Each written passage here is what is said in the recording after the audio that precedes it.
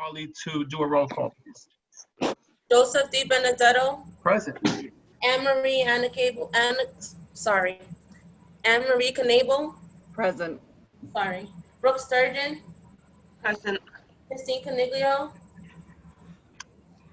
Oh, that's right, she'll be back. Okay. Victor Lee, Present. Rashmi Krishnaraj.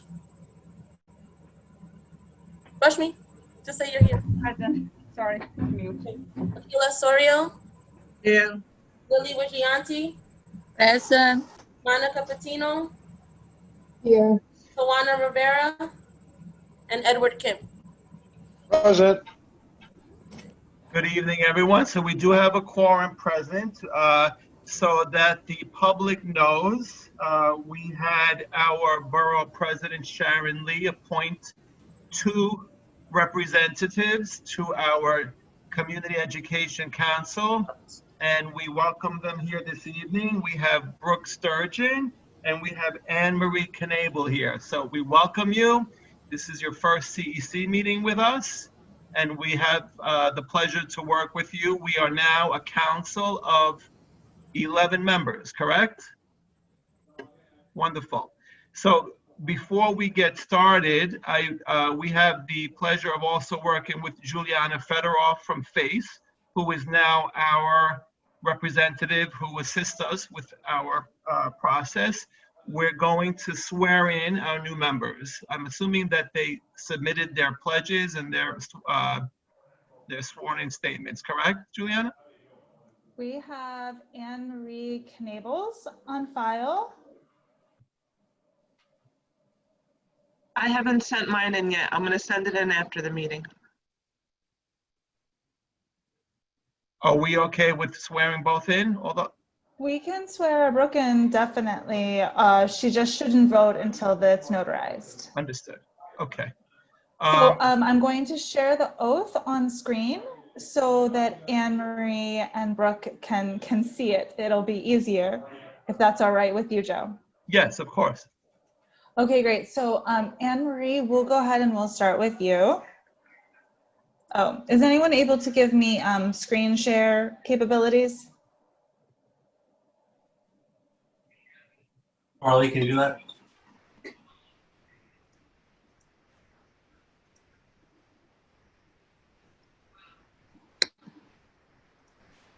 Go ahead, Juliana. Great, thank you.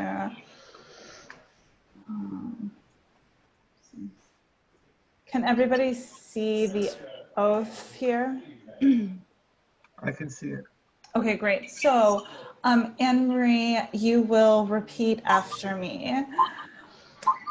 I, Anne-Marie Knable, do solemnly affirm I, Anne-Marie Knable, do solemnly affirm that I will support the Constitution of the United States and the Constitution of the State of New York, that I will support the Constitution of the United States and the Constitution of the State of New York, and that I will faithfully discharge the duties of the office of CEC 25 member and that I will faithfully discharge the duties of the office of CEC 25 member in the City School District of the City of New York according to the best of my ability. in the City School District of the City of New York according to the best of my ability. Congratulations. Thank you. Congratulations, Anne-Marie, and welcome. Thank you. Brooke, you are next. Okay. Is your last name Sturgeon Abadi? My maiden name is Sturgeon, and that's the one still on my license. Okay, okay. So I just wanted to make sure, but I'm saying it correct. Yes. Okay, all right. Should I also use your married name? Sure. Okay, all right. So I, Brooke Sturgeon Abadi, do solemnly affirm I, Brooke Sturgeon Abadi, do solemnly affirm that I will support the Constitution of the United States and the Constitution of the State of New York, that I will support the Constitution of the United States and the Constitution of the State of New York, and that I will faithfully discharge the duties of the office of CEC 25 member and that I will faithfully discharge the duties of the office of CEC 25 member in the City School District of the City of New York according to the best of my ability. in the City School District of the City of New York according to the best of my ability. Congratulations, Brooke. Thank you. Congratulations, Brooke, and welcome to the CEC. Thank you. Thank you, Juliana. Mhm. So at this time, before we get into the our meeting, I want to have the council members review the minutes from our last meeting. And Brooke and Anne Marie, since you were not present, this may be the opportunity, probably the only opportunity that you'll legitimately say I abstain. Okay. So Carly, I'm not sure if the other members have the minutes. If we could put it up on the screen, please. Thank you, Louis.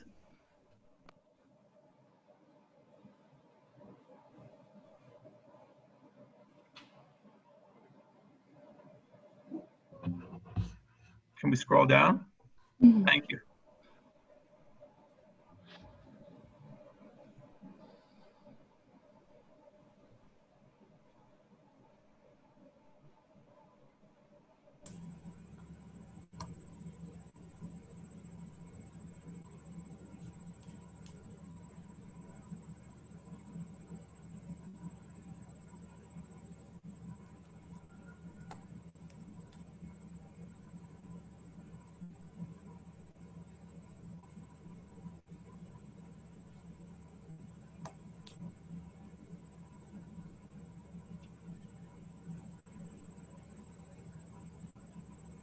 So we're waiting to hear on any motions to approve. Motion to approve. Welcome, Christine. Does anybody second the motion? The business meeting doesn't come up yet. Not That yet, was Louis. the business meeting. I'm sorry? No, to Louis. Thank you, Louis. So Christine Coniglio made the motion to approve. Do I have any I seconds? on the motion? second, Monica. Monica, thank you. So the minutes from the August 2020 minutes are hereby approved. Wonderful. So let's get into business.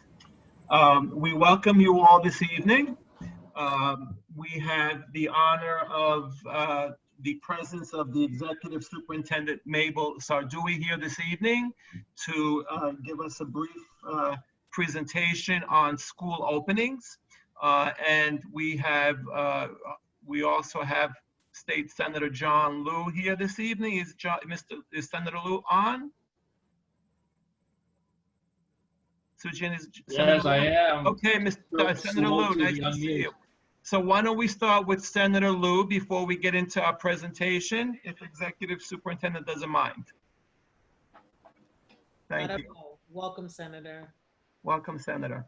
Well, first, let me say that I very much enjoyed the Executive Superintendent's meeting this afternoon. I wasn't able to actually be there, but I heard all about it. So great to have you lead us in the meeting earlier today. And Joe, thank you very much for your continued leadership and giving me these couple of minutes. Congratulations to our new CEC members. I know you already know that CEC 25 is among the most active and effective community education councils.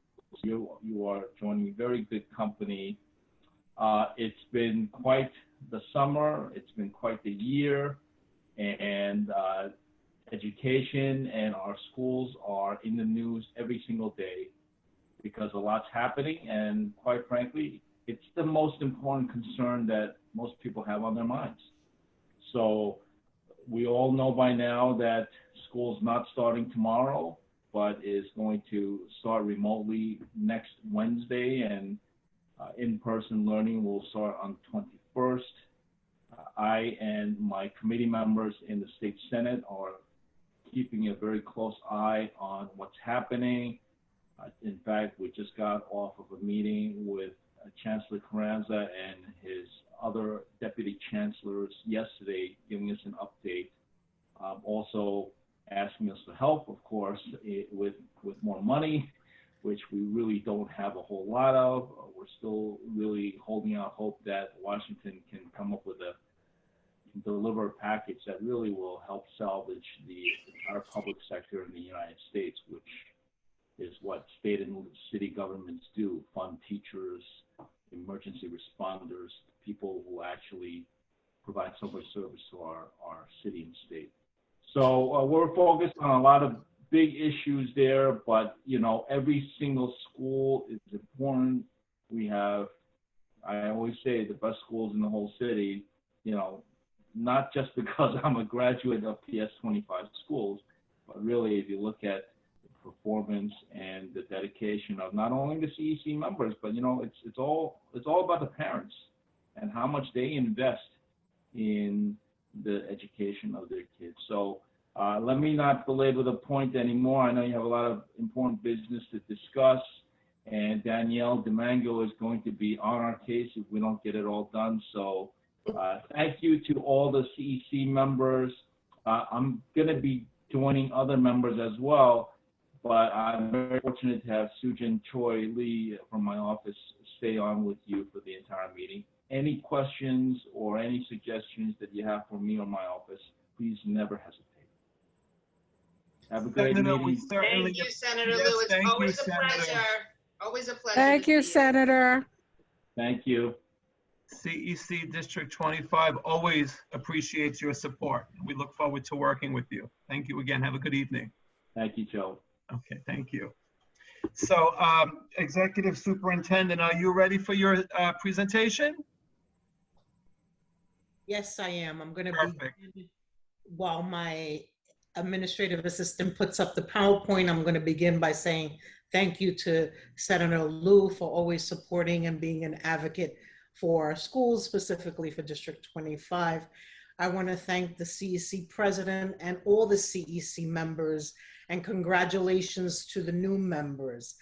You are the leaders of District 25, and our parents depend on each and every one of you. And I want to thank you because you do this because of the labor of your love for the students of our district. So we thank you. And it's my honor and pleasure to be here with all of you.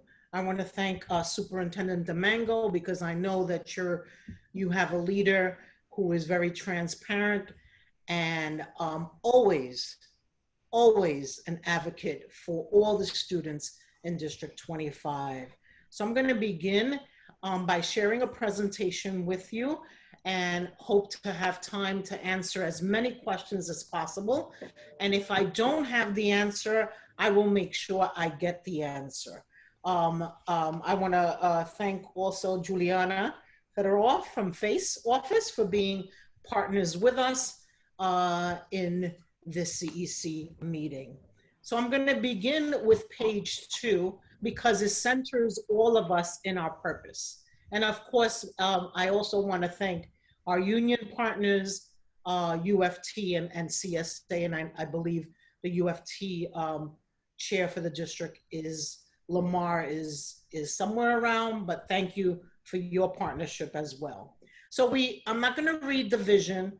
My AA is going to send this PowerPoint to all of you so that you can read it at your leisure. And Superintendent Demango will have it also.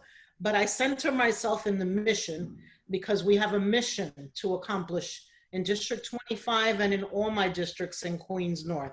I service District 24, 5, 6, 30, and the high schools in those geographic areas. And the mission is for Queens North educators to provide high quality instruction to all of our students with attention to our historically underserved populations. And that changes from district to district.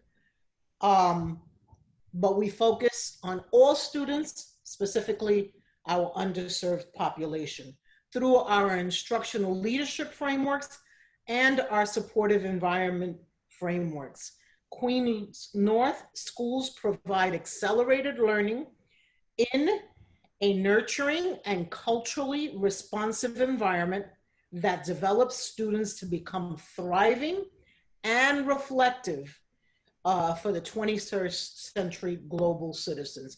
Our vision is long-term, where we see ourselves 3 and 5 years from now. And on the next page is our theory of action, which is the steps that are going to take us to our focus of our mission and vision. So I'm not going to read it, but I just wanted to share that every beginning of the school year, and this is our beginning of our school year for District 25, and today I met with my directors of the borough field office that supports your schools with training, and I started with my mission, because we can't lose sight of why we are here and the process of how we're going to get there. So we're going to continue on the next page. Just to give you an overview, in District 25, we have 41 schools, and in Queens North, the schools that I service, we have 169. So I made it parallel so that you can see. We have 6 high schools in District 25. I have a total of 25. We have pre-K to 8 schools. We have 34. And in total in Queens North, we have 141. Pre-K centers in District 25, we have 1. And in Queens North, we have 3. In District 25, we have 33,000 students, 210. And in Queens North, I have 143,772. We have 18% L's, and it gives you the breakdown of our L students in District 25. And in Queens North, as a total, we have 17%. Students who have IEPs, we have about 16% of our students in District 25 who have IEPs, individual educational plans, and in Queens North, we have 17%. And students in temporary housing, we have 5% in District 25, excuse me, and in Queens North, we have 6%. Just to give you a little background of myself, I've been in Queens North for 10 months now, and prior to that, I served as superintendent for 5.5 years in District 28, Forest Hills in South Jamaica. And so that's where I come from. I have 2 grown-up children. Okay, the home languages that are spoken in District 25, and by the way, we have 49 languages throughout District 25, but the major 5, 53% of our students speaks the languages is Chinese. The second language, 32% is Spanish. 4% are Korean. 2% are Urdu, and Patois 2%. Those are the 5 major languages, although we have 49 in total. And you see that in Queens North, as a total Queens North, 60% of our students are Spanish, 21% Chinese, 4% Bengali, 3% Arabic, and 2% Korean, just to give you a sense of the languages we service. On the next page, we have the blending learning models. Schools in June and July and now through August, they made a decision at the end of July, early August, of what model they would select based on the data that they had at that moment. These models were provided by Central, 3 major models. 2 other models were more geared to District 75 and middle schools. These 3 models fit the models for elementary and middle schools. So for the first model is a 50-50 split, where 50% of the children are remote and 50% are live. If that was something that was feasible for that school, they selected that model. For Model 2 is a third of the children to be serviced on particular days. And Model 3, it was on a rotating basis, cohort A, B, and C.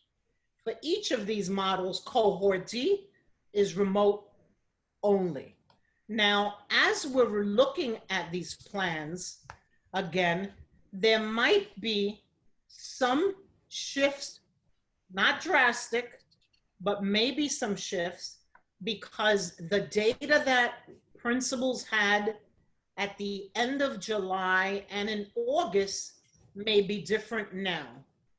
One, families may have decided they wanted to do blended, or they wanted to do remote.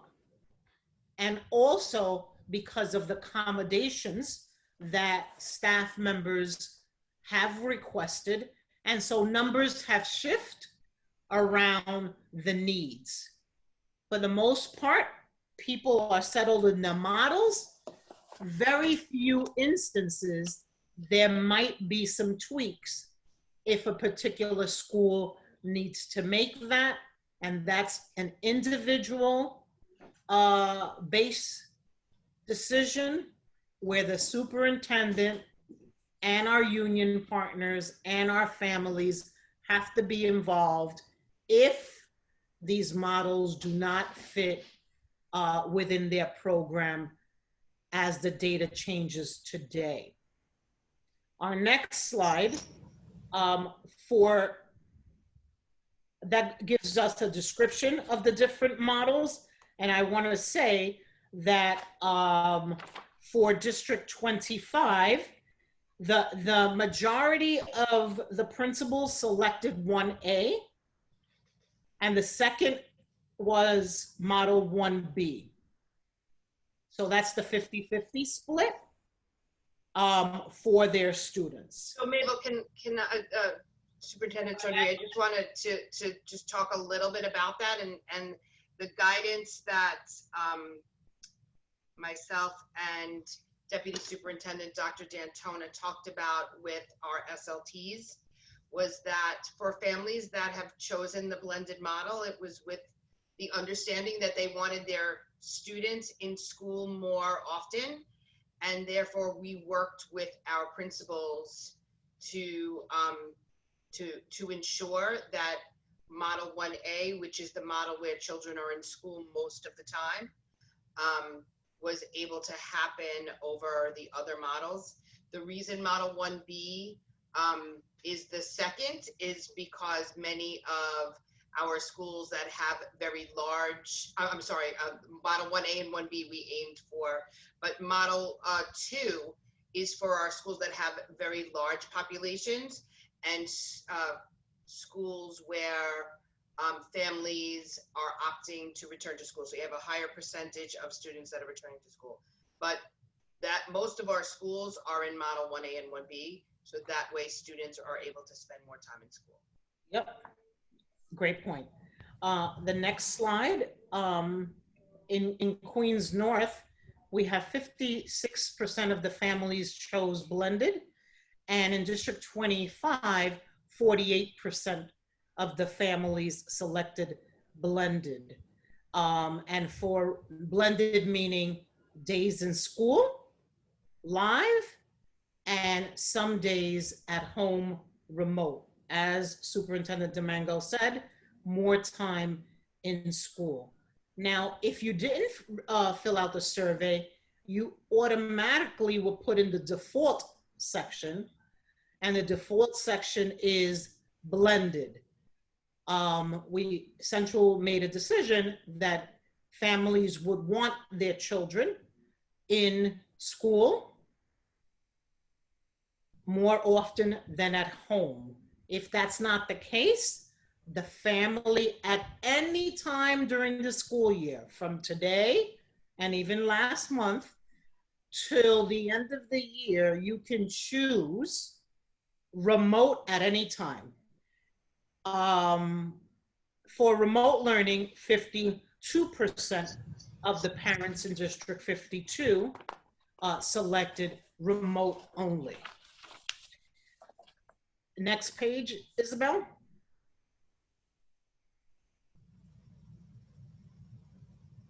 Okay, so this is just explaining what remote instruction versus in-person instruction means, but I want to just go over the last bullet, whereas whether learning remotely or from home, part of the week or every day, students will receive remote instruction in 2 ways.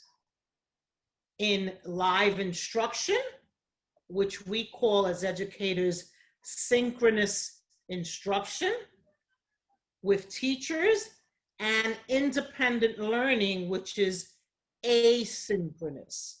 Asynchronous, usually it's assignments that are aligned to what the children learned when the teacher is live. Now, live instruction takes place in different modes. It could be whole class, it could be a small group, it can be an individual one-on-one live instruction for students. Next page. Well, I got a lot of questions around, how is it different March than now? What did we learn? And in conjunction with our union partners, principals and teachers will have live instruction depending on the development and the age appropriateness of children. We all know that the best instruction is in our schools. And if we can change this tomorrow, we would do that, right? We are in a pandemic. We are making sure our kids and our staff are safe. And therefore, we agreed that developmentally, for an age 3-year-old through kindergarten, through pre-K, would get 30 minutes of live instruction throughout a day. And for kindergarten through 2nd grade, anywhere from 65 minutes to 95 minutes. So in March, we didn't have that. And now we have specific times where teachers are going live and the schools are going to post the schedules so parents know ahead of time when teachers come on live and when children are doing assignments. So we've learned a great deal.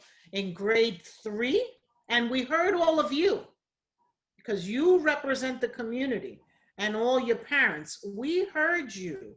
You wanted live instruction. And we would want 6 hours of live instruction, but it's not healthy for children to be on a screen so long. And secondly, teachers have to plan, right? So they need some time. So grades 3 to 5, 90 to 110 minutes. Grades 6 through 8, 80 to 100 minutes. And grades 9 through 12, 100 to 120 minutes. It's not going to be all together at one time, depending on the grade level, depending on what the teachers are seeing. We need breaks, we need stand up, we need stretching. Teachers are going to be watching that very, very closely. And you as parents and guardians will communicate with the teachers around how your children are doing with these time frames. But developmentally, we have to put a benchmark so that we don't go over screen of kids. Next page. Family learning preferences. And that I believe we did already. Parents, just the last bullet, schools will have 2 weeks before quarters to begin to program students and communicate to families if they want blended learning. So sometime in November, parents who opted for remote, and now they're looking at the science, and or their circumstances have changed and they want to go blended.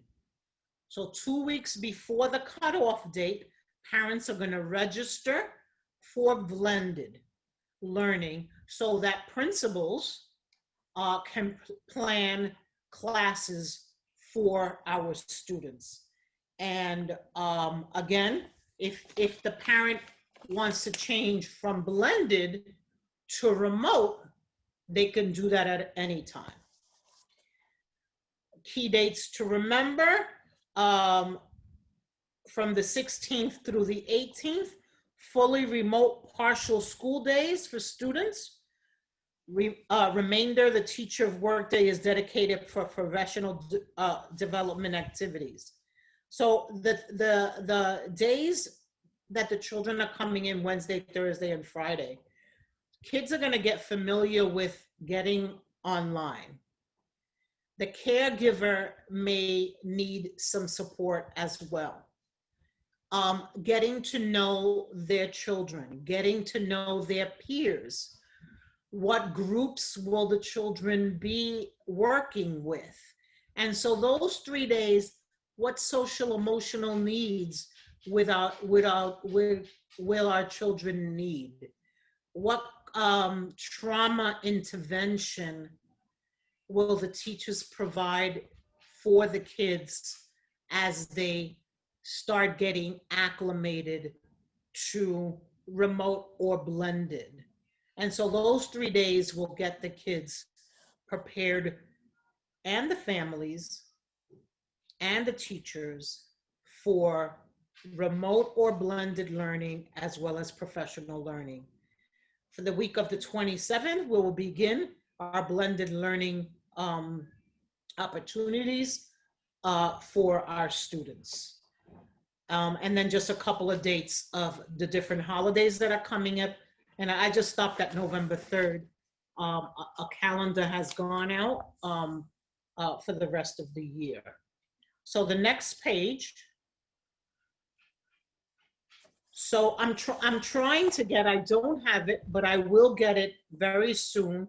What schools applied for outside arts education if the possibility allows. So we are providing, making sure that dance and music and theater and visual arts is provided to every child based on New York State requirements. And the instruction may look different. It may be in the classroom.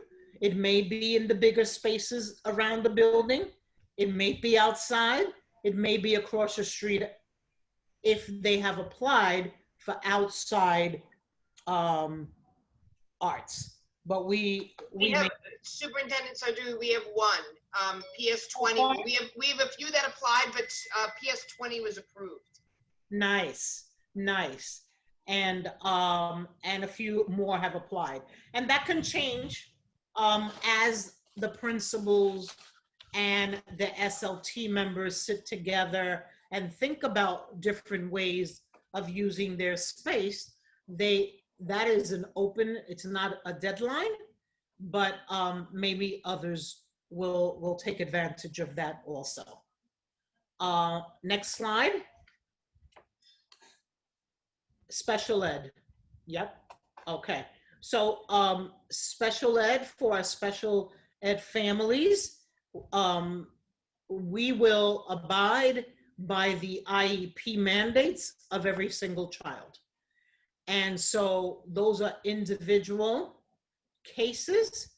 Some children are serviced by 2 teachers in an ICT model, all students will have adaptations based on their IEP and the conversation with parents around remote learning versus in-person learning. Some parents only want in-person supports. Some parents only want remote supports.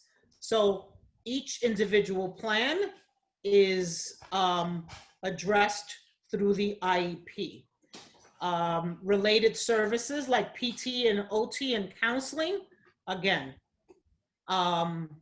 parents in consultation with their teachers and their principals will work to ensure that the children will get the services, whether it's remotely, in person, and sometimes, at times, we have to contract out where the parent gets the services from an agency. L services, we will comply with all the L services, that's the next page, Isabel, according to the 2019-20 school year. That wasn't last year, the year before last. Students did not take any assessments last year, as you all know. And so any child who receives services in 1920 will continue to receive English as a second language supports based on their level of proficiency. Students who come in, new arrivals, new arrivals who have a new language. Prior, we had 10 days to assess our students. Now we're gonna have 30 days so that we can continue to properly assess and determine what else services our newly entering students will receive. As you know, we have a free over-the-phone interpretation service. It's 24 hours, 7 days a week, over 350 languages.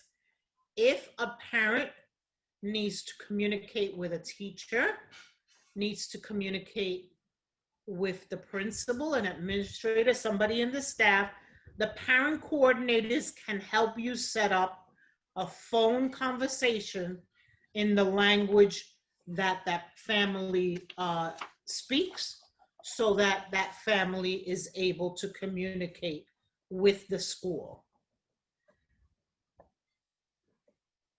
The next page, page 16, is really similar to the prior page with the arts, but this is physical education. Provide physical education. Again, it may look different depending on the school, and outdoor space is strongly recommended because children need to social distance, but we will follow both remotely or in person all the guidelines around physical activity components as much as possible. Page 17. COVID testing. So as I shared before, the health and safety is our priority. As I know that it's your priority for you, because these are your kids, and this is what we have to make sure that we don't forget, that our kids and our staff are safe. So all staff is going to be encouraged before they start work to be tested for COVID-19 before returning into the DOE building, and beginning in October 1, monthly throughout the year. DOE staff will have priority access to testing and city-run testing locations, and tests will be free for all staff. And there's a listing of COVID testing sites on the PowerPoint that you can use. These sites are administered by the Health and Hospitals Organization, Department of Health, Mental Hygiene, and BioReference sites. Daily screening. Next page. So I've gotten some questions around the daily health screening from parents as well as from staff.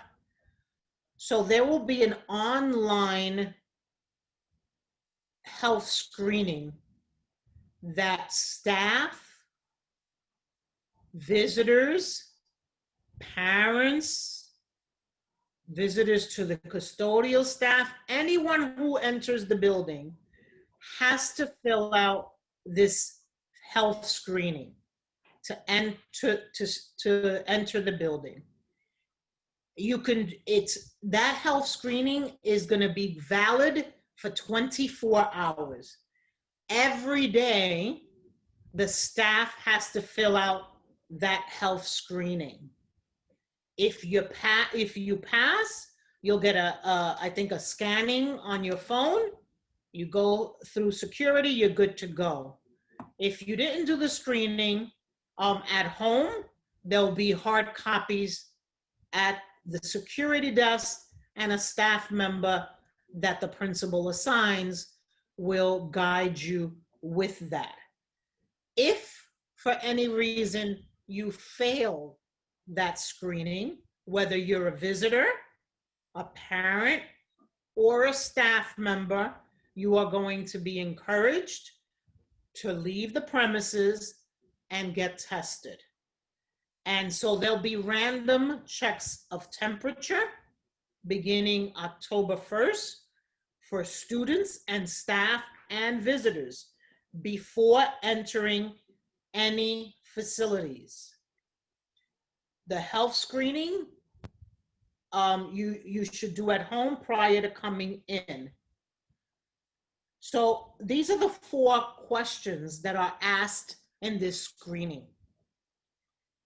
Have you had symptoms of COVID-19, including a fever of 100 or more, or a cough, or if you've lost taste or smell or shortness of breath within the past 10 days? That's going to be a yes or no. The second question is, in the past 10 days, have you received a positive result of COVID tested with saliva and or nose or throat swab?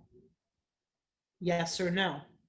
To the best of your knowledge, in the past 14 days, have you been in close contact, 6 feet or at least for at least 10 minutes with anyone who has tested positive of COVID-19 or who has had symptoms of COVID-19? Yes or no? Have you traveled internationally or within a state that has a widespread community transmission? And so if you pass these 4 questions, you're good to go. If you didn't fill out this prior to getting to the building, you're going to have a hard copy that you fill out. You will be selected for random temperature check because you didn't fill it out. The designee will be instructed to ensure that you're one of the people who get random tested. Because again, parents may get upset, visitors may get upset, staff members might get upset. You know what? I don't care. I have 1,000 children who need to be safe in this building that you just walked into, and 60 staff members. So again, we have to plan ahead of time. We have to know that they're really tight, strict enforcement, because we want to make sure that your kids are safe, that the staff is safe. Everybody must wear a mask unless there's a health issue, staff and children. everyone has to be 6 feet, 6 inches apart, social distancing, and everyone can be randomly tested for temperature. Now, there will be no more than 20% of the visitors who will be tested randomly, depending on the size of the building.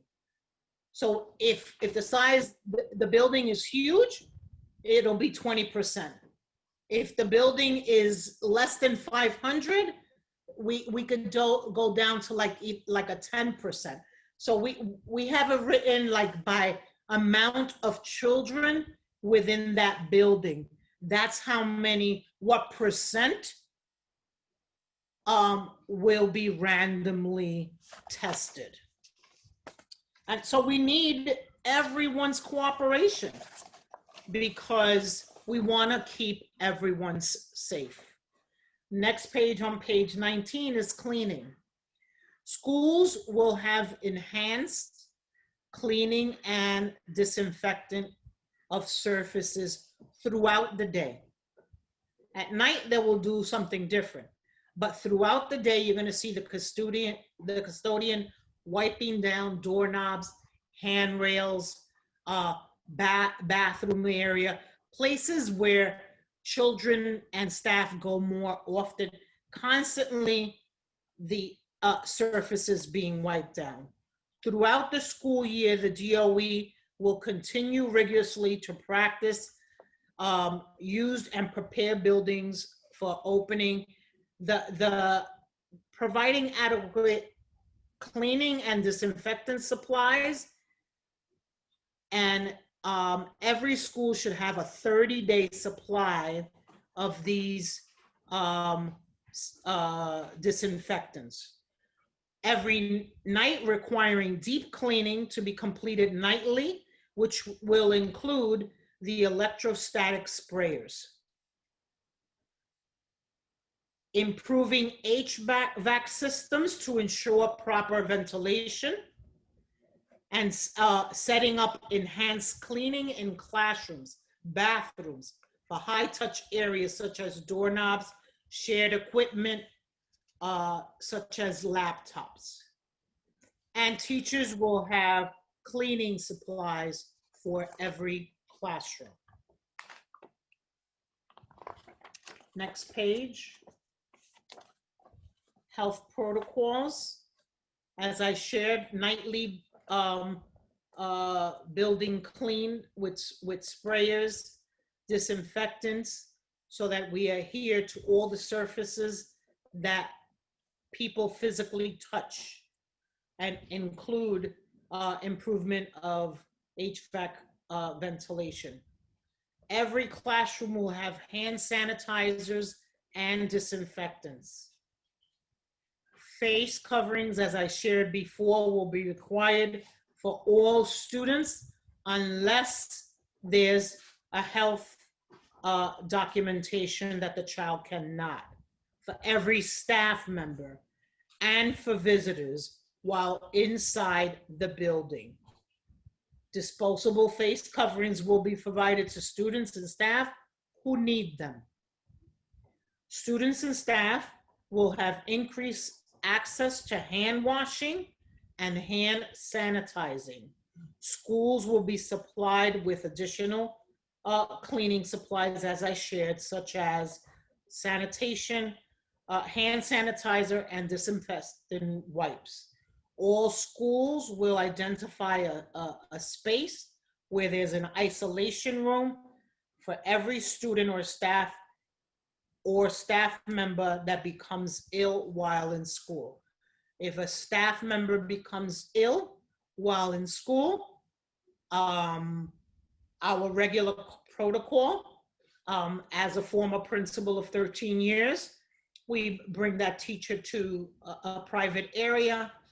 He or she, if they're able to go on their own, can go on their own to visit their doctor. Depending on the severity of illness, again, it's not only COVID, right? We've had these procedures in place when a teacher just got sick. And if the teacher is too sick, we will call a family member and or an ambulance. The same thing for the child. If it's COVID related, the teacher is, or the staff member is sent home, encouraged to go see a doctor. If she has COVID related or he has COVID related symptoms, she will be the staff member who is raising concern around the symptoms, encouraged to go to the doctor.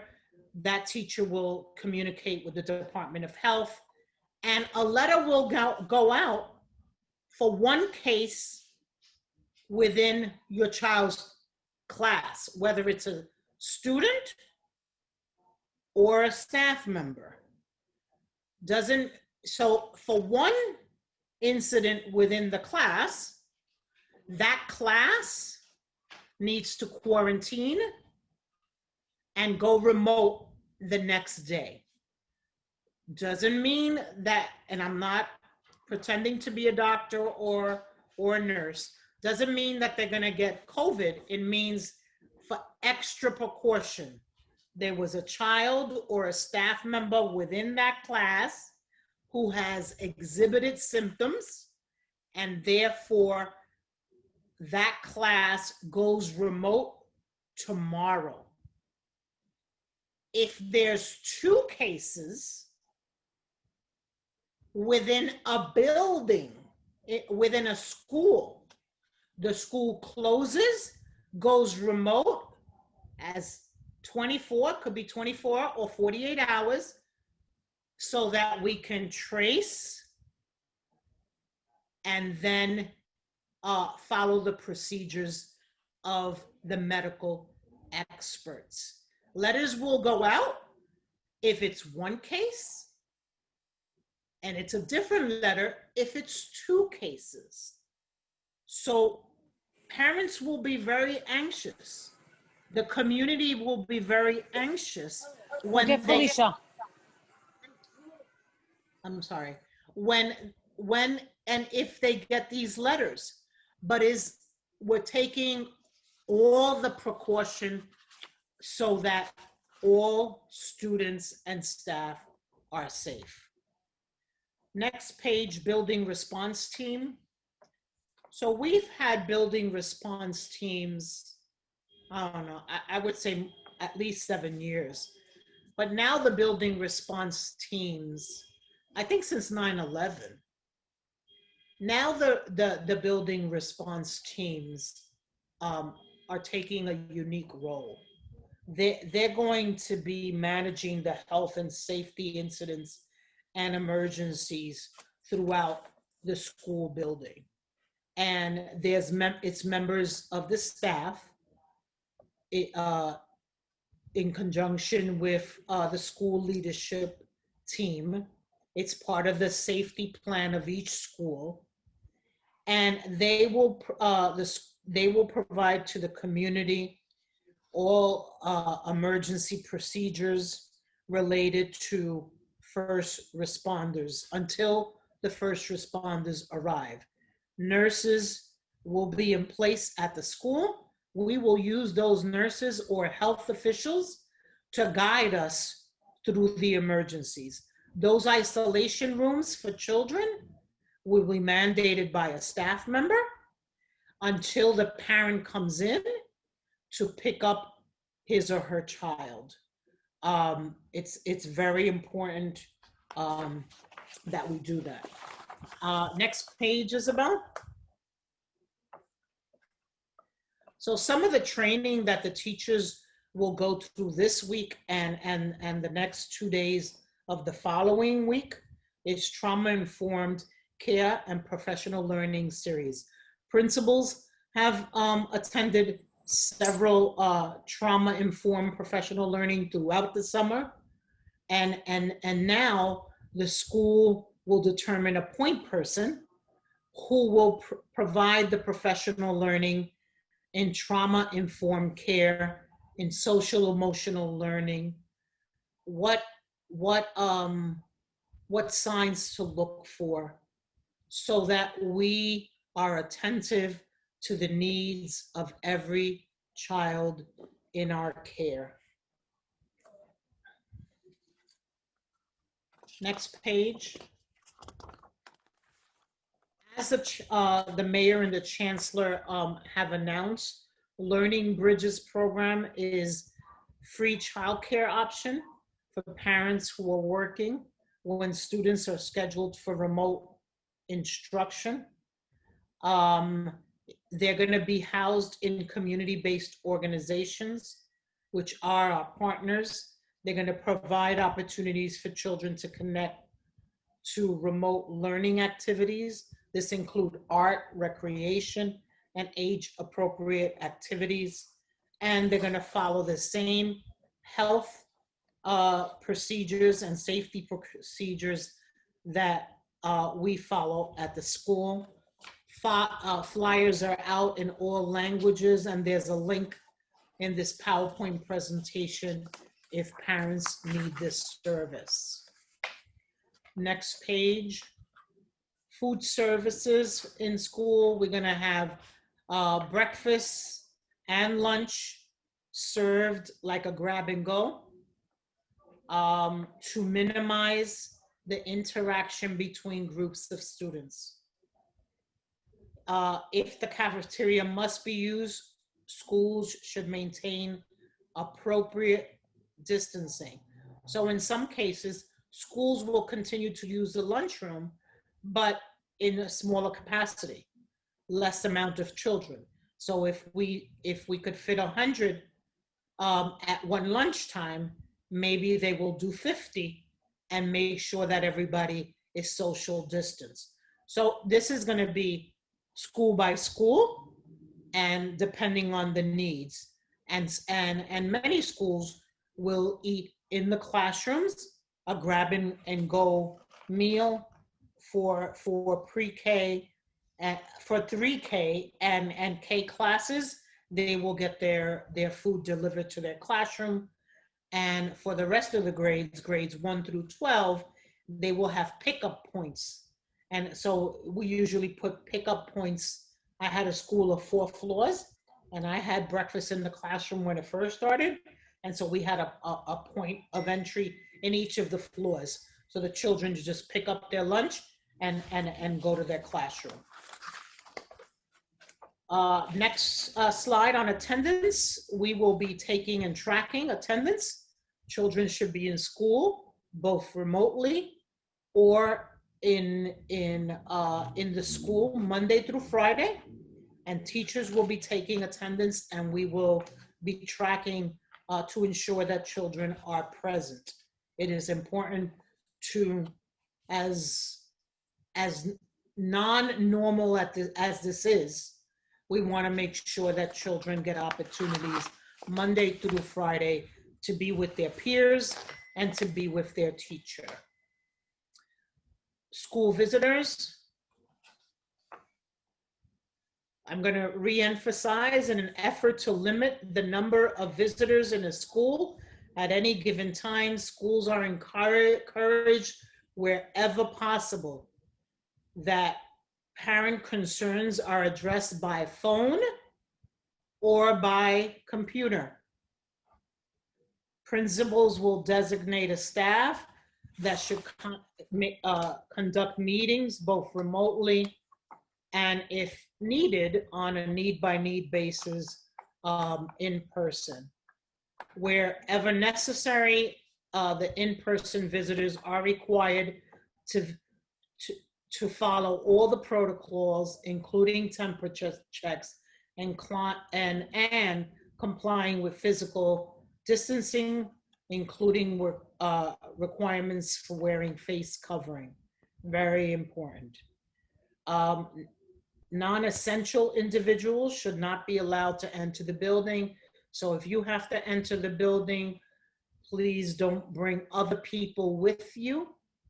It's one person to pick up the child or to reach out to the teacher, whatever it is that we're visiting 4, we need to limit the amount of adults and visitors in the building. Practices must be developed to eliminate the need for families to enter the school building to drop off or pick up a child, meaning my child left his supplies, or he left this or that, or I want to visit. Unfortunately, you know, we want to limit as much as possible because the safety of your children are at paramount. My last slide is my contact. Isabel, I want to thank, who is moving these slides along. She monitors that telephone number every single day, both in English and in Spanish. And she follows up with any questions that you and the community have. Of course, my email and our website is queensnorth.strongschools.nyc. We post there some workshops that will be coming up. You know, I will share with Danielle workshops for parents. We're going to be focusing on the priority standards in ELA and mathematics this year. And we will do parent workshops around instruction, as well as the safety and the security and the social emotional care that each and every one of you need, so that we can continue to help our children thrive. So I want to thank you again, President of the CEC, for allowing me to speak this evening, and I am ready for your questions. Thank you, Executive Superintendent. Now, I have a lot of questions and comments, so I want to try to move forward in a cohesive manner, right? We have some CEC members who have questions. I know there were some requests for comments. So as our CEC, towards the end of our meeting, we allow public speaking time, and we limit that to 3 minutes per commentator. So I would ask Carly, if anybody would like to make a statement, to either raise your hand or, you know, let Carly know in the chat, and then she'll keep a list and we'll go forward with that way. Okay. As for the questions, I'll try to look through the chat. I know we had some previously submitted questions, a lot about the testing and whatnot, but I just want to, I'll start because I have some prior questions. So a lot of the questions deal with the blended, but there are a few regarding the remote, and especially with regard to the special needs and the synchronous learning. A lot of parents are concerned, how is that going to take place? So do you mean in an ICT setting? Correct, in the ICT setting. Okay. So in an ICT setting, we have 2 teachers in a classroom supporting, let's say, 30 children. At many times during a regular school year, those 2 teachers, I don't encourage my teachers and the superintendents, when I evaluate the superintendents when we visit schools, we encourage the teachers to work with small groups. I tell you why. When we have the teacher in front of the room and 30 children, and let's say 2 teachers, the general ed teacher and the special ed teacher, let's say the special ed teacher is teaching math and the general ed teacher is walking around to make sure that the children are on task. Let's say that could be one scenario, right? The other scenario is, which research shows is very effective, is the parallel teaching, where both teachers, they plan their instruction and they usually go at separate places in their room to teach the same content.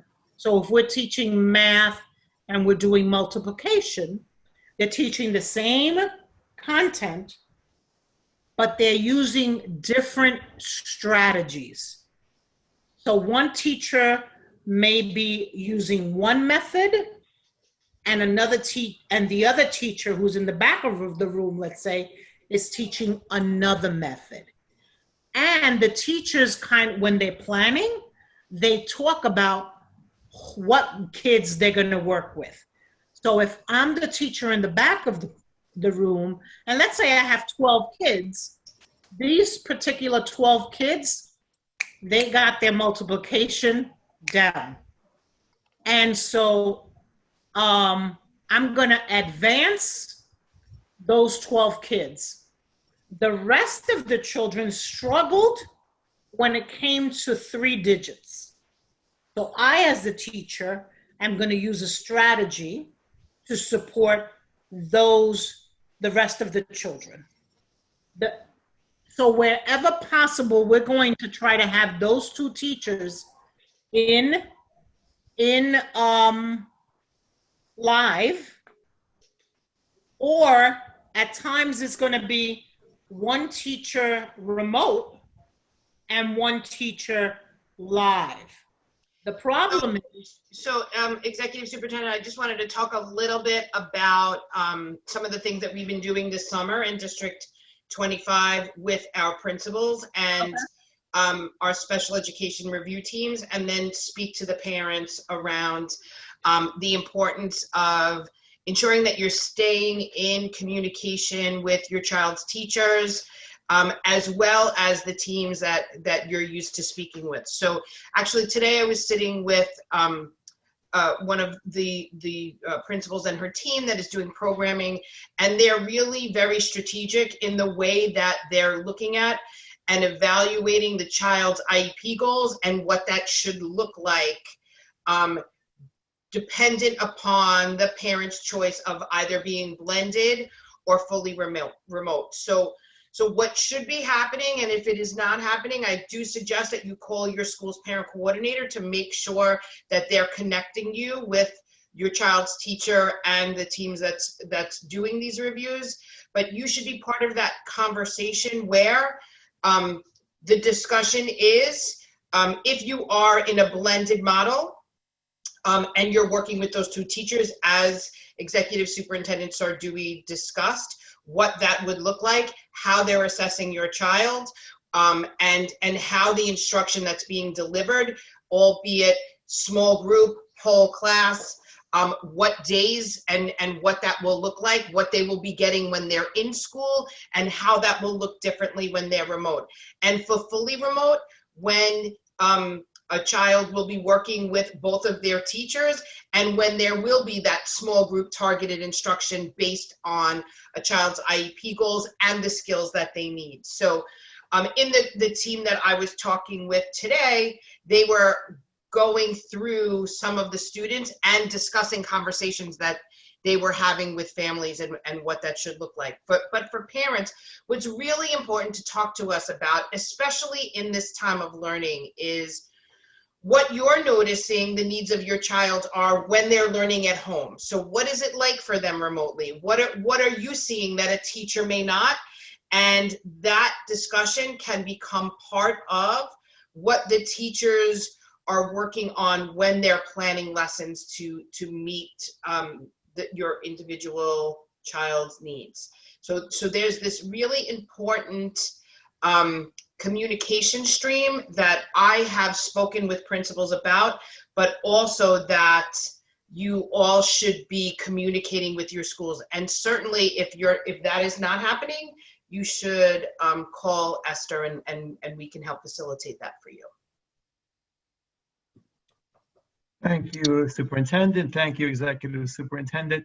I'm going to just make one more question on the other side, on the blended, and then I'm going to have the other CEC members ask their questions, and then we'll go through the chat. And if you can help me, somebody let me know. Joe, I'm actually reading some of the questions, and I can answer some as we're going through. So you can answer. Okay. Yeah. So the question the comment I have, or the question for Executive Superintendent regarding the PPE.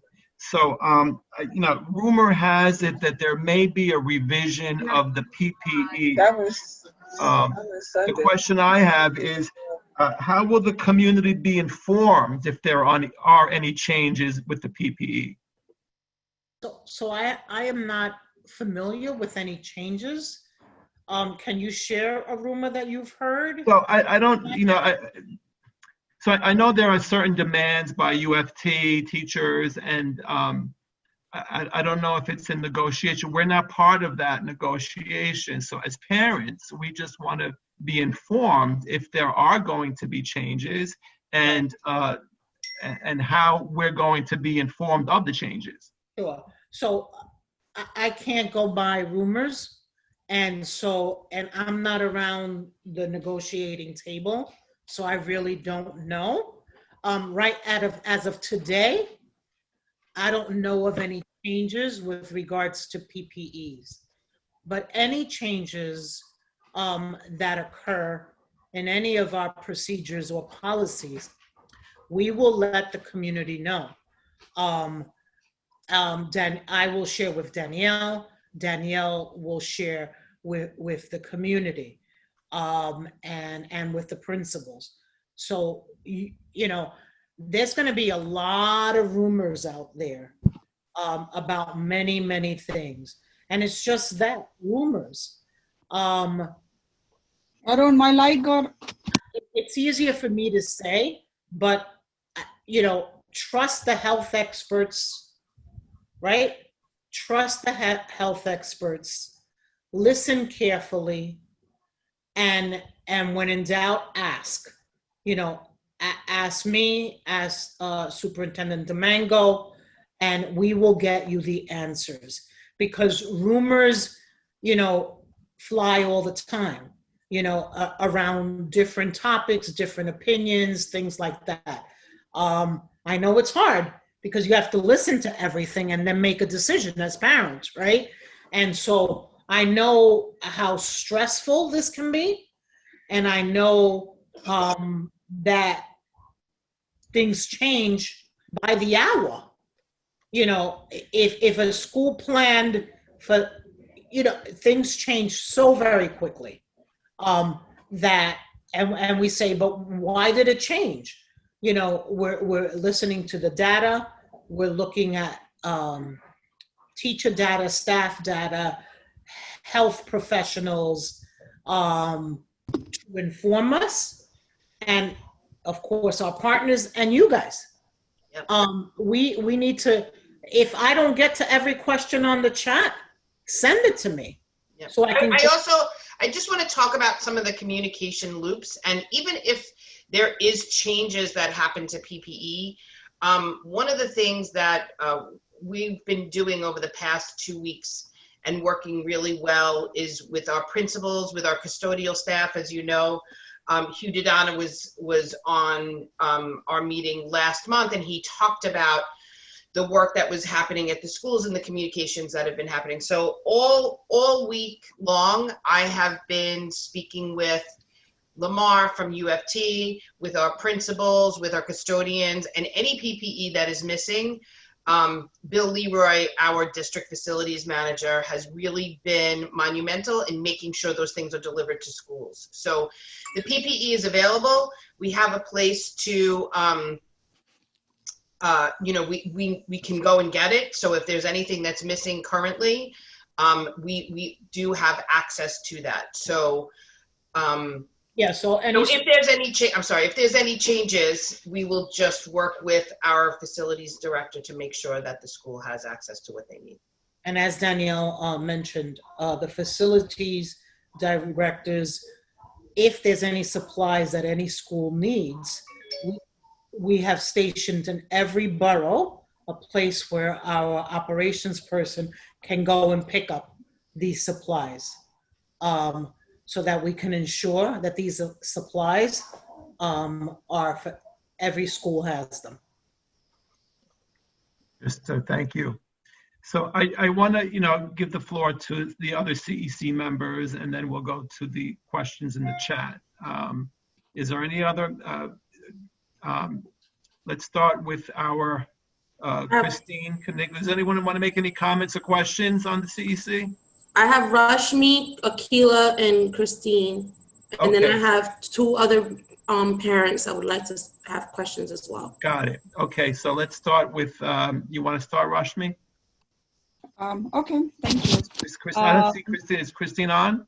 Christine, are you on? Are you okay if we start with Rashmi? I'm not being disrespectful. Okay, go ahead, Rashmi. Okay, thank you. This question is for Executive Superintendent. Thank you for giving us a great PowerPoint. It's a lot of things are so clear now. I do have a question on one of the PowerPoint slides, which was talking about non-essential visitors. So can you please clarify a little bit in terms of what you mean by non-essential visitor? And also one of the bullet points emphasized that non-essential visitors should not be allowed in school. Does that mean that it's a discretion of the school to allow a non-essential visitor? Just a little bit clear on that. So I'll make myself more clear. Non-essential. If a parent is coming in to pick up a child because, God forbid, he or she is sick, or because there's a family emergency and you have to leave early, for whatever reason, it's best that we call the school so the school is prepared, so that way they're ready with your child. But if the child is sick and you have to come and pick up your child, that you don't bring other family members or friends with you to pick up your child. So you got a call from the school and you were shopping with your best friend, it's limit the amount of people that walk into the building with you. It could be a friend, it could be your significant other, your spouse, it could be your other child. If your other child can stay with a guardian, it would be better for the child to stay with the guardian, or the adult to stay in the car. The less amount of people in the school, the better. We want to safeguard the security guard. We want to safeguard the person who's supporting the security guard when she is handing out the health screening form. So the less people that come with you, and that's what we mean by non-essential. Those people who you may on a normal time, you may bring someone with you because you were with that person and you have to run to the school. These are not normal circumstances. Okay. Thank you. Thank you for your question. Thank you. Christine? And then Akila. I really didn't have a question, but I could ask a question if you'd like me to. Oh, I thought that Carly said that you. I know, I don't know. Maybe I accidentally hit the button to raise my right. hand, but Okay, so let's move on. I to could make a question up if it made you feel better. Let's move on to it. Thanks, Christine. If you have a comment, you can give it the comment later on. But Akila, I think you had a question? Yes, I have a question. We talking about the safety of the school, but I want to know what inside class looks like. If children, okay, if the teachers are wearing masks, the students are wearing masks, how does a student learn? Because there are times that we having a conversation with someone and you cannot hear them through the mask. Most students, especially the children that are learning syllables and things of that nature, pay attention to reading a teacher's lips. So how do they learn? Like how is the plan going to be for a child who is coming in and learning how to complete a sentence if they cannot look at the adult that they're talking to in the face, in their mouth, and read their lips? Because a lot of kids read lips in order to learn as they go along. Children with IEPs, how does that happen? A lot of kids function on watching the way the person that is teaching them sound out the syllables and things of that nature. What is, I get the safety of everybody and the mask and what does it look like inside the classroom? Because if it's live streaming, they don't have to wear a mask and the kids can, have a conversation back and forth. But if my child is sitting in a classroom and the teacher can hardly talk through these masks and they can't hear them, how does that look? How does that all play out inside the class? So Akila, we've been having a lot of discussions around that as a district, and Executive Superintendent Sergio, I hope you don't mind me answering that. So one of the things we're doing, especially in early childhood work, in delivery of instruction such as foundations, right? So as you know, all of our schools have smart boards where they're using a lot of visuals for students, as well as that time during the remote time where a teacher will be articulating in terms of students reading lips and language acquisition for during the synchronous part of remote learning time. But absolutely, that is something that I was looking at today when I went to go visit the rec center. And just so you know, that what we are seeing is that there are opportunities for students to really engage in the conversations with teachers when they do not hear them, but there is a lot of visuals happening with the use of the smartboard, and then teachers and students interacting in different ways. So a teacher will set something up and students will be speaking, and a teacher will be listening, but there's a lot of reinforcement happening during that synchronous aspect of remote. But there were a lot of different learning activities happening today when all students were wearing masks. And it is going to be a transition for our students and our teachers as well, but it's something that we're working on. And I want to just add, Danielle, and I want to thank you for your question because it's a very important one.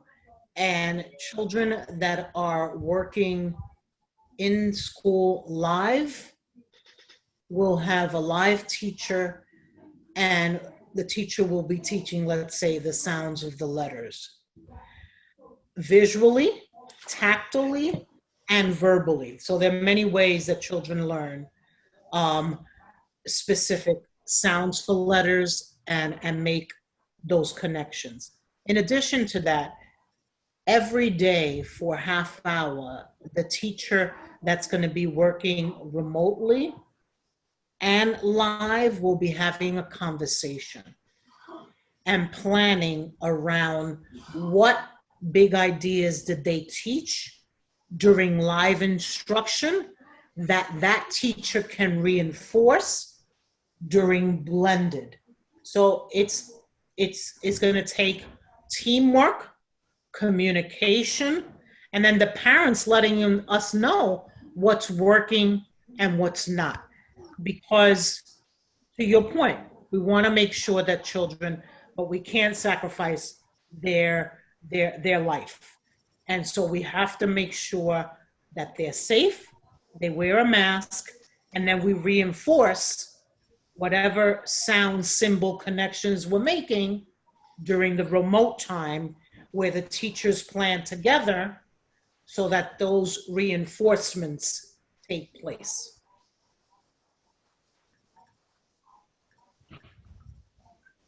Understood. Thank you. Are there any other CEC members that have questions? Hi, Joe. I have a question. So Go ahead, my Victor. question is, thank you. My question is about the 20% testing. So I just want to understand it better. So we taking 20% of the school population, they get tested for first 30 days. And after the next 30 days, it'd be another set of students getting tested and another 20% is getting tested? Or just a one-time 20% of the school is getting tested? So I don't know how often they're going to do it. I have to double check that. But 20% would be the most. A school, a group will be tested. Depending on the size, it could be as small as 10%. They have to have a sampling, and that goes with the health experts. And on Monday, actually, Danielle, we're going to have a meeting with the principals to go over some of these things with our health director for all our principals. So do they do that every day or every month? The frequency, I don't know.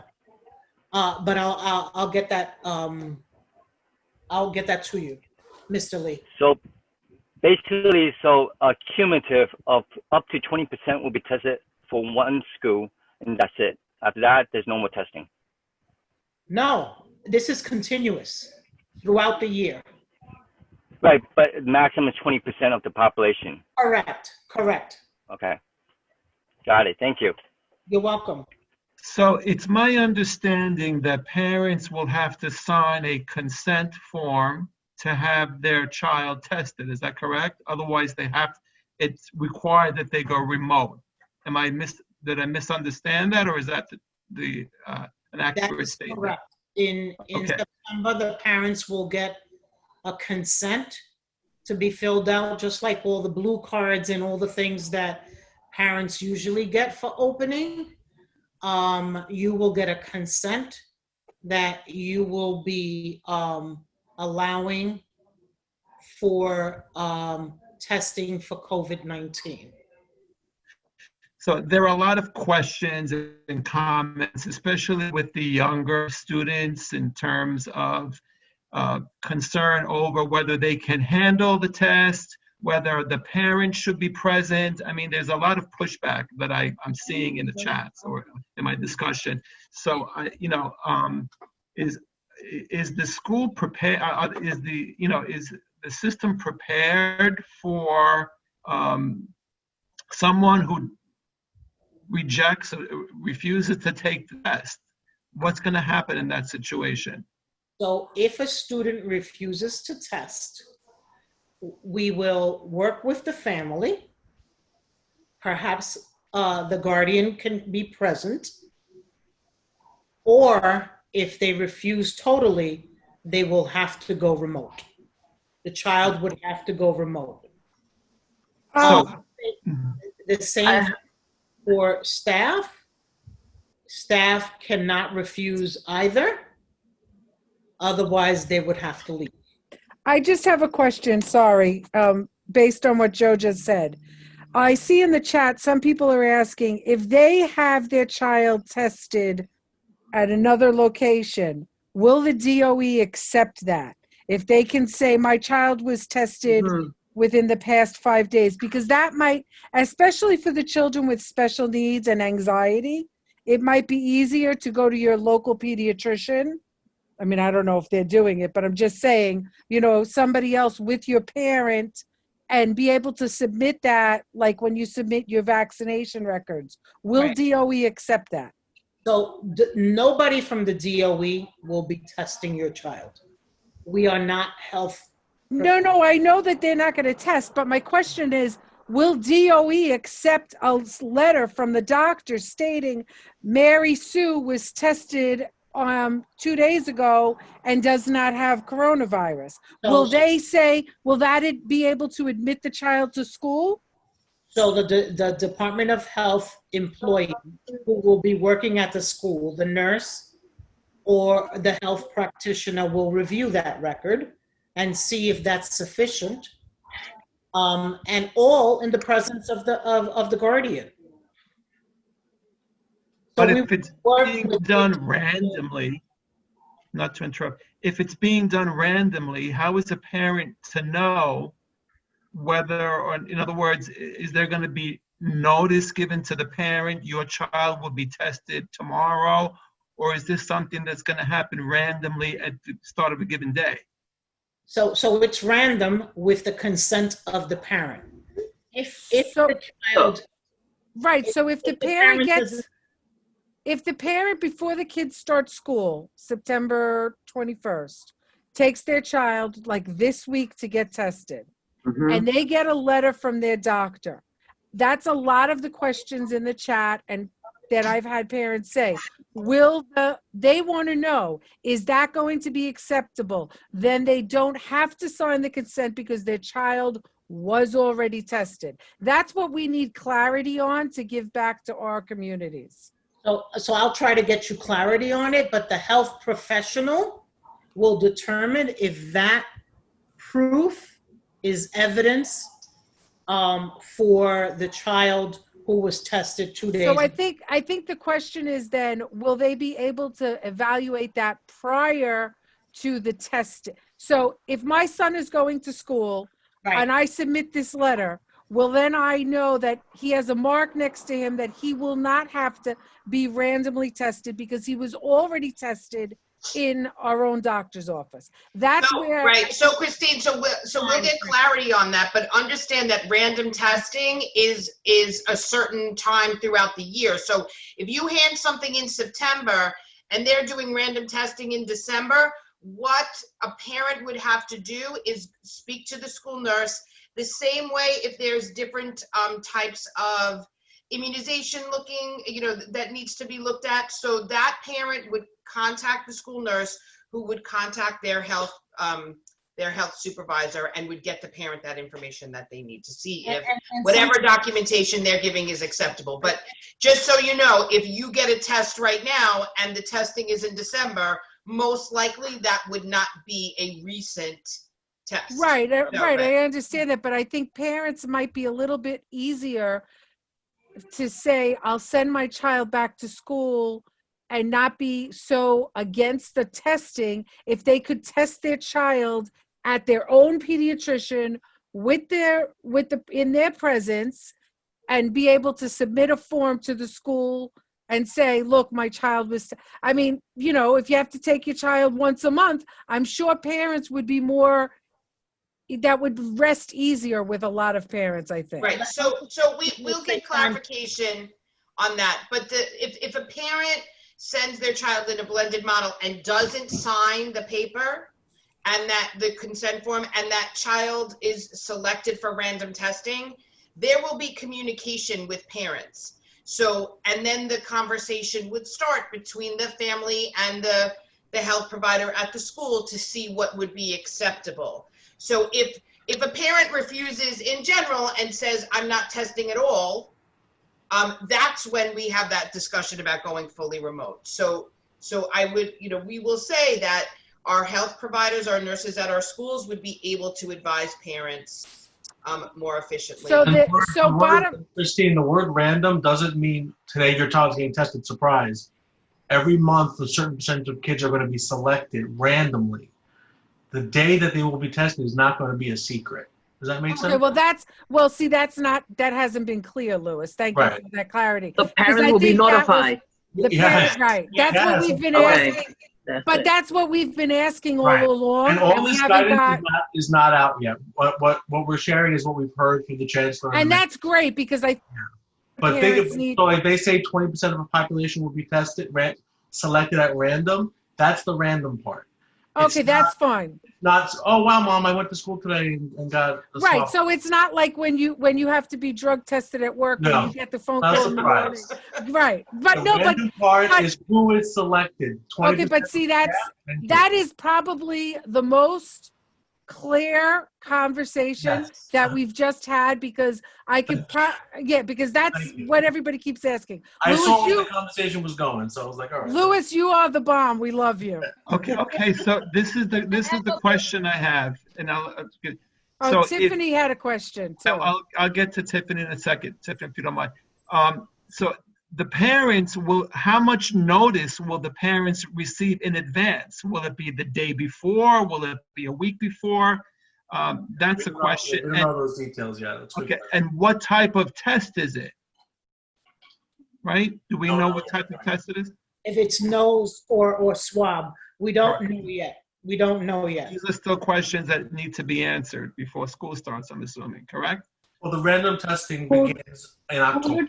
COVID testing is only done by nasal swab. It's just like a flu testing. And then there's an antibody testing done by blood test. I mean, that's how COVID testing is done. I don't think DOE is going to have any other way to test it except do a nasal swab for kids, whether the random testing is done every month or every other month. Is a health I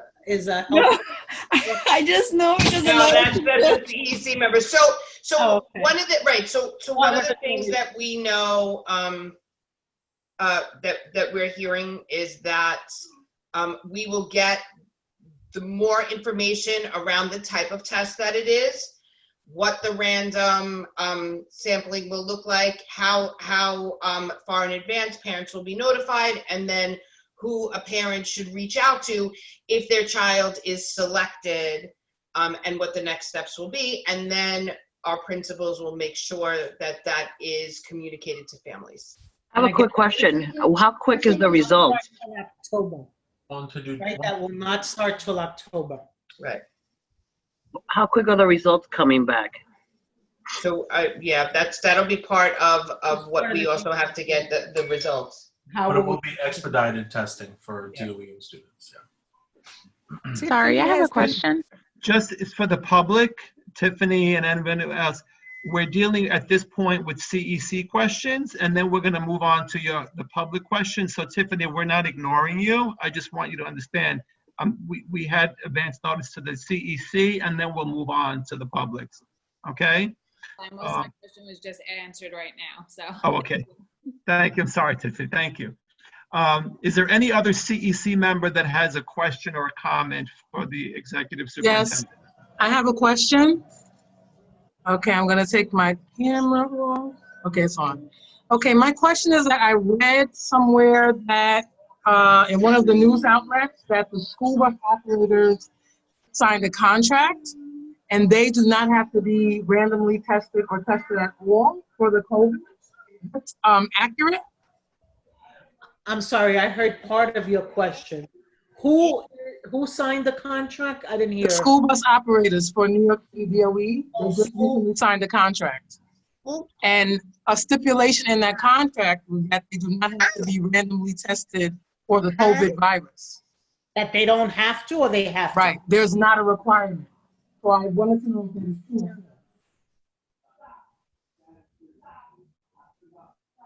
true. I don't think we can hear you, Tawana. So No, we heard she. There was a contract signed with bus companies. I don't have the details as of yet. They haven't shared those details with me officially around will bus drivers be required to follow the same protocols that the DOE staff will be required to do, all of us, as well as visitors and as well as students. So I will check that out and share it with Superintendent Domingo and your CEC president to share with you. Thank you. Okay, thank you. Thank you. So while we're on the topic of buses, what about the busing? When will the parents get information for the busing? They're telling me any day now. And the bus companies have the roster. Parents will be notified any day now. I would hope that it would begin next week before the start of the 21st. I don't have those details yet. Thank you. Okay. Any other CEC member have a question or a comment before we move forward?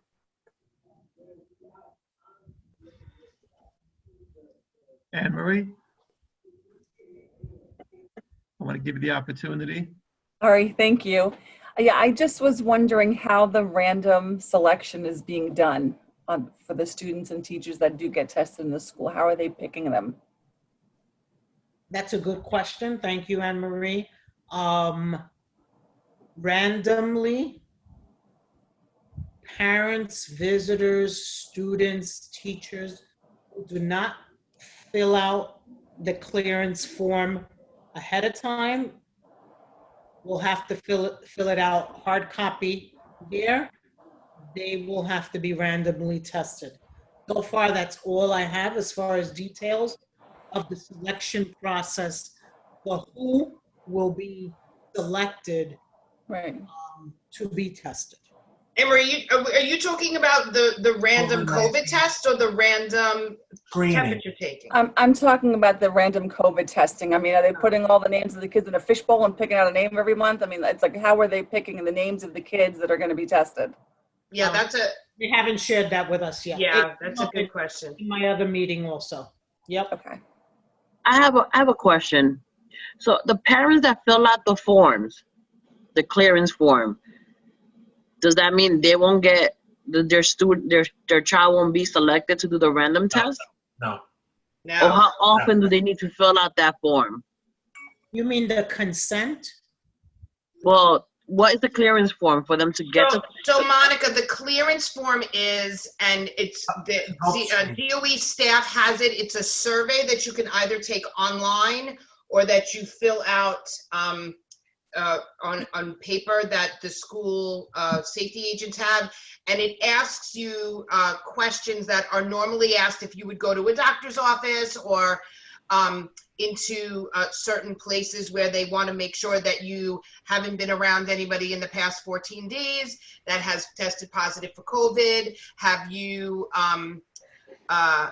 yourself tested for COVID? Did you travel outside the state to one of those areas? So anytime somebody comes into a DOE building, they need to answer those series of questions, either using a link on their phone, or there is a paper and pencil that you can answer those questions. And that the school safety agent needs to review before they can admit you into the building. So when a guest comes in, the safety agents will give you that, or if you take it online, you get a clearance. The safety agent takes your temperature to make sure that you can gain access into the building.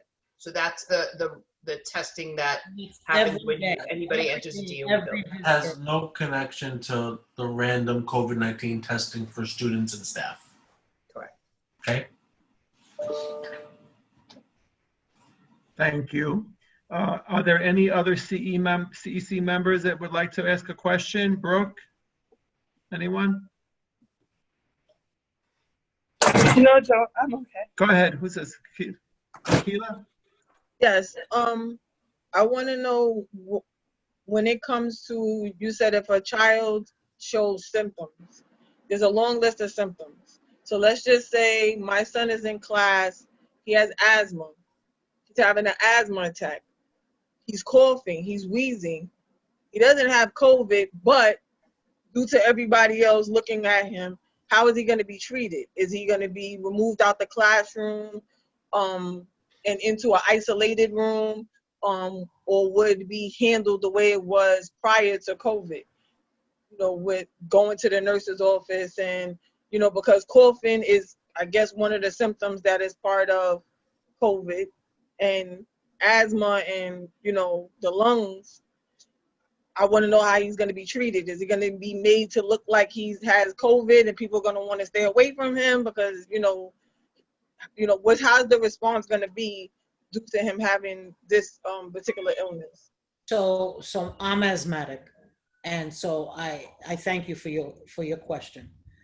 And children who have asthma during the fall season have lots of allergies, runny nose, itchy eyes, and all those things that come along with triggers of allergy.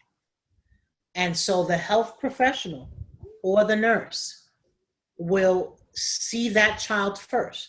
So the teacher will notice that your child or a child is coughing. Are you okay? And the child may say yes, and the child may say no, depending on what the child shares. The teacher will send that child to the nurse.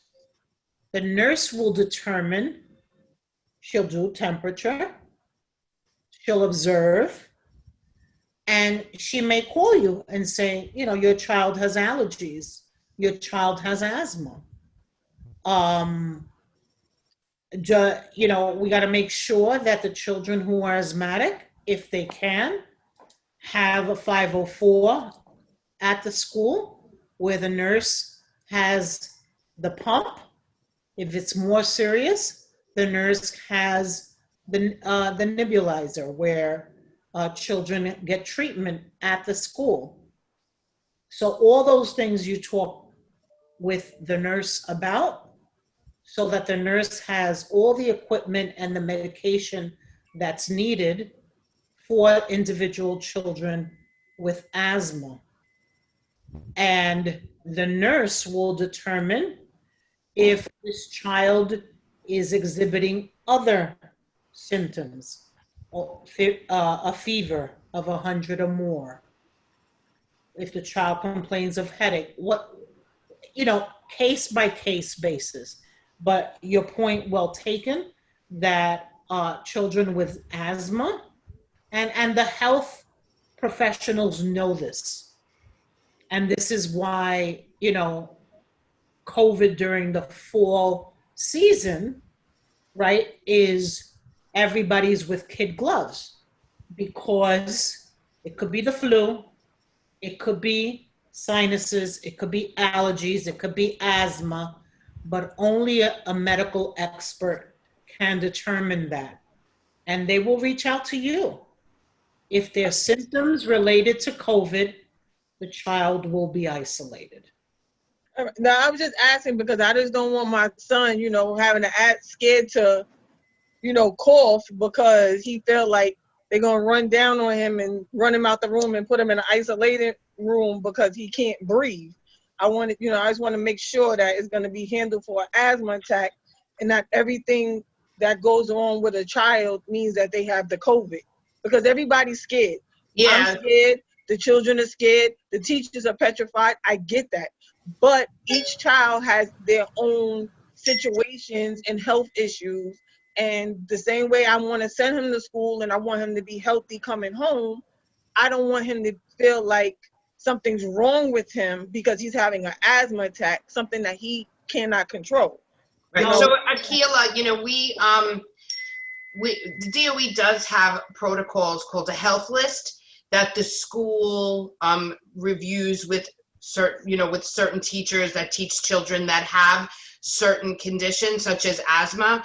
So teachers will be made aware of who has severe allergies, who has asthma, and the nurse will support the teachers in ways to manage that, to say, look for things, and if you do show concerns, you can always send the child to me. But there are these clear guidelines, and there is a list of student health concerns, and that's why it's really important to make sure for parents that if your child does have a health issue now, like you may not have told the school that your child has allergies, you may want to make sure that you do that now. So contact your school's teacher or the school nurse to just make sure that's communicated, because I know too, asthma, but there's also now is allergy season and people are coming in and coughing and their eyes are running. So that health list is something that schools do review with Teachers the nurse. communicate with each other.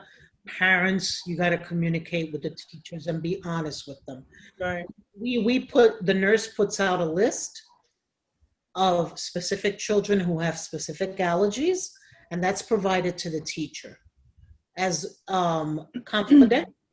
And so the more we're open with the teachers around what your child, conditions are, the better it is, so that your child doesn't feel that if he does have trouble with breathing, that he's going to be honest with that, because asthma is serious, right? And we want to make sure, and all his medications are at the school so that he can get his medication as needed.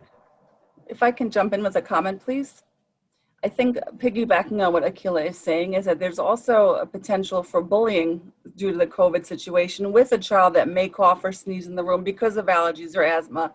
And I think that's probably something that the teachers or schools should consider putting into part of the initial lesson plan on how to conduct yourself behavior-wise, understanding, just to give the students an overview of what's acceptable and not in this situation. Okay. Yeah, and all those protocols will be in place with training for teachers as well as children. Yeah. Sneeze by your elbow, wear your mask. But there's a big potential for child-to-child bullying. There's a big potential for that here. Yeah, so I was actually going to address that, because I know that there's a lot of questions for parents around September 16th and 17th. And so, my own children actually just went through these past 2 days, and I know I was speaking to Joe earlier, he was dropping his daughter off at school for an orientation. So Emery, what you're speaking about is absolutely going to be addressed during those 2 days. So we're going to go over health and safety and why you need to wear a mask. It will all be age appropriate.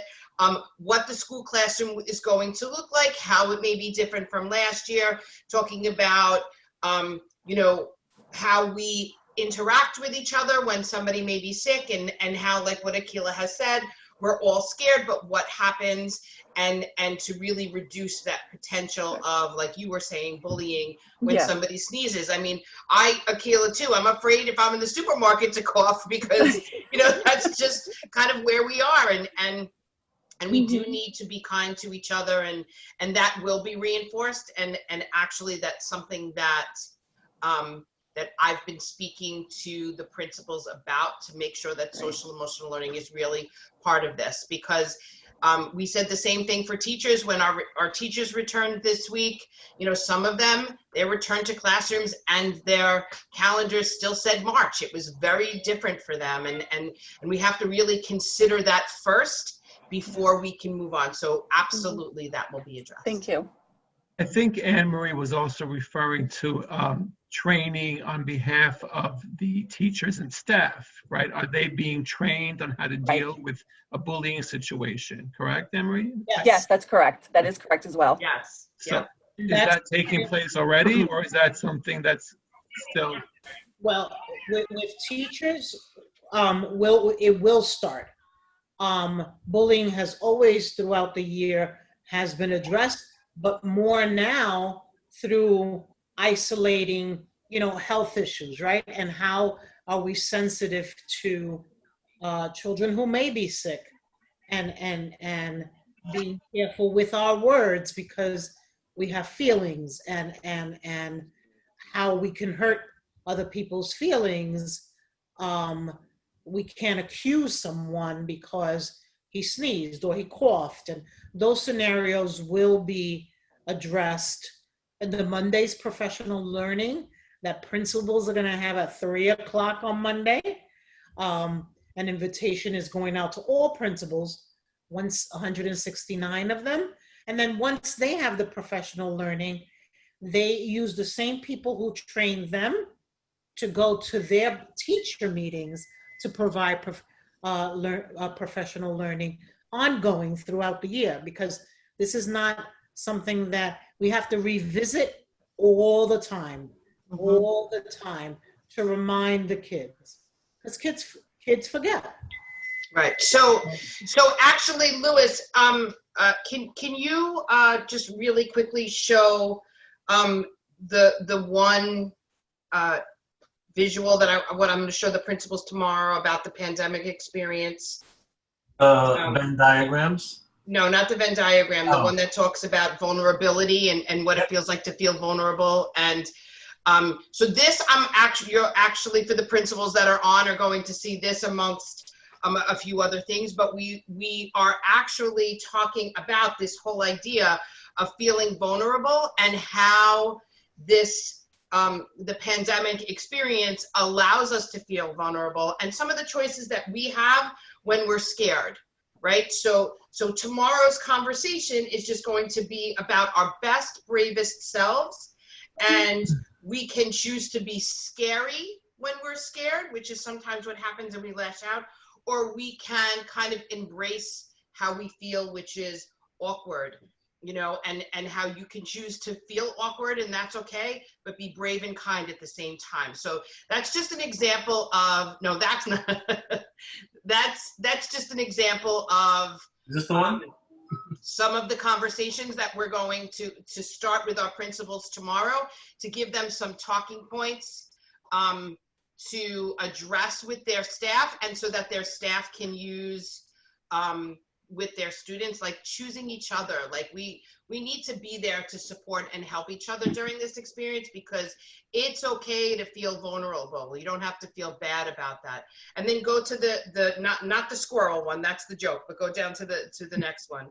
I like the squirrel Which one. is about who do I want to be during COVID-19, and you know, to kind of talk about these different fear zones, learning zones, and growth zones just as human beings, and how this is natural and how we can support one another throughout this process. So I just wanted to show this to you very quickly, that this is what we're addressing with our principals in order to support our teachers in how they feel in working with each other, because remember, they're in the building too, and the expectations is that they meet and work together. I mean, albeit virtually, or to just kind of see each other. So how do we relieve their fears?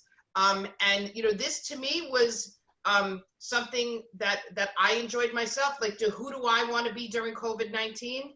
I still have a hard time getting paper towels, and I don't understand why. So like, it's about all of us working together. So this is just the beginnings of the work that we're going to start to do with our teachers next week, and then our students. So you can take that off. Thanks. I have a question. So if, let's say they call me and they say that my child is not feeling well, what documentation do we need to take the next day for them to attend school? Let's say it was just, I don't know, they had a headache, but they're okay. Do I need to take that? So that, Monica, is not going to change. So if your child is exhibiting COVID symptoms, we do recommend that you take them to the pediatrician and get tested. However, the rules of a child being ill remain the same, which is if you have a fever, you have to be at least 24 hours without that fever. Same thing with stomach virus. So if your child is not feeling well and they just have a headache, and you bring them home, as long as they don't have the COVID symptoms, and you engage in that conversation with the nurse, and a nurse. How would I know? Well, I mean, the nurse will really be the advisor to you, once your child does see the nurse. But the real key flags for us are fever, right? Which is why we're taking random temperature selections, and why we ask that you take your child's temperature every day before they leave school, and also stomach issues and a cough. But what if they're asymptomatic? It has no other symptoms. Which is one of the reasons for the random testing that we're doing, and we know that there's a lot of people out there that are asymptomatic. So, but I would definitely recommend that any kind of situation like that you have the conversation with the school nurse, and they'll be able to advise you. That's fair. So are you saying that if my child has a fever and recovers from the fever, that we should contact the school nurse before we send our child to school and consult with the school nurse, or not? Well, if your child has a fever, and we know in this, during this pandemic, the recommendation will always, or actually even when they had a fever, the recommendation is always made that you call your child's health provider to get feedback from them. And then the conversation upon the child's return to school has always been, whether having a fever or not, that you need to be 24 hours without a fever. And I would recommend that parents with their child returning to school do have a conversation with the school nurse. Understood. So there is a recommendation that they should contact the school nurse upon the return or prior to the return. Yeah. Understood. Okay. All right. So I'd like to move forward. Are there any other CEC members? I'm not sure if Eddie Kim had a comment or not, or question. Not putting you on the spot. No, I think all my questions have been answered by everybody else. Thank you. Okay. A lot of the questions in our chat are district specific, which Superintendent DeMango may be able to answer. I mean, let's move to that portion right now. And I ask if anybody wants to make a public comment during our speaking time, that you either raise your hand so Carly can take down your name, and then we'll give you the opportunity to make a comment at that time. Superintendent DeMango, you've always in the past been good with me in going through the chat. Yeah, so I do these during principal meetings, that's why. So I see Samuel is in here and he has a lot of questions, and I think just from the questions that he's asking, Samuel, I can assume that you go to Junior High School 185. So I want to let you know that Miss Mishar is on this call, and she's going to text me as I'm speaking.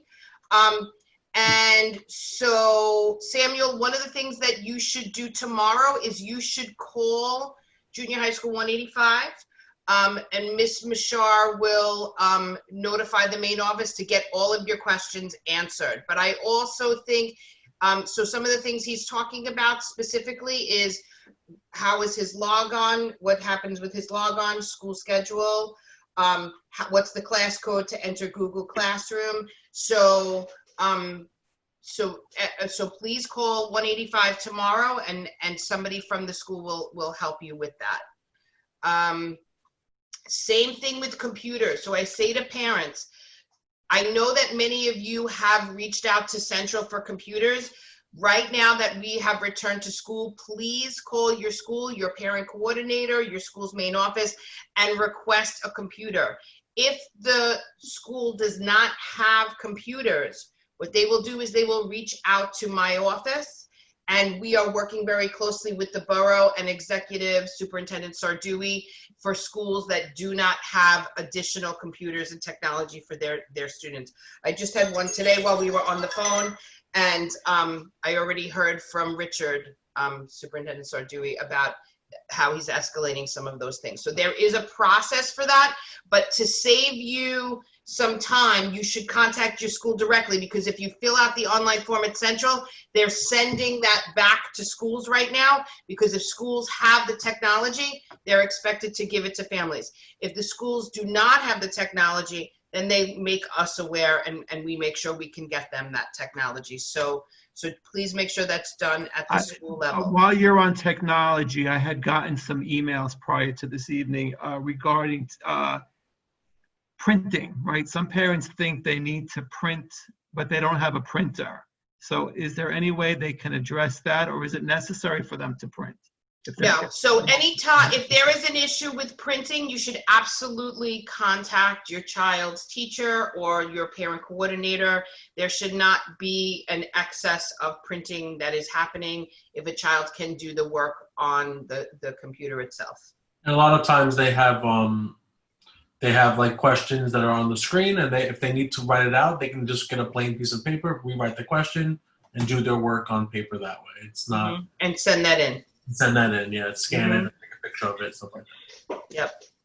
So the other question is, are we going to school tomorrow or September 21st? So we know the 16th and 17th are orientation days.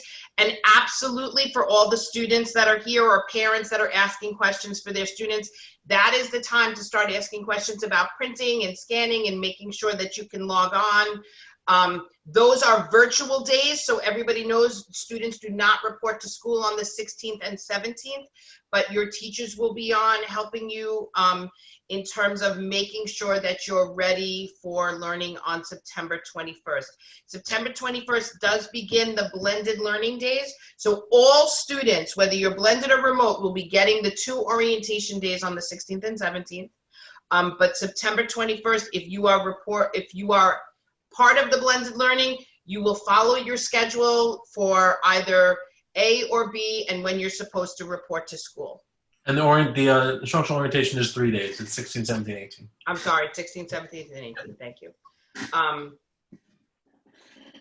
the school calendar's out.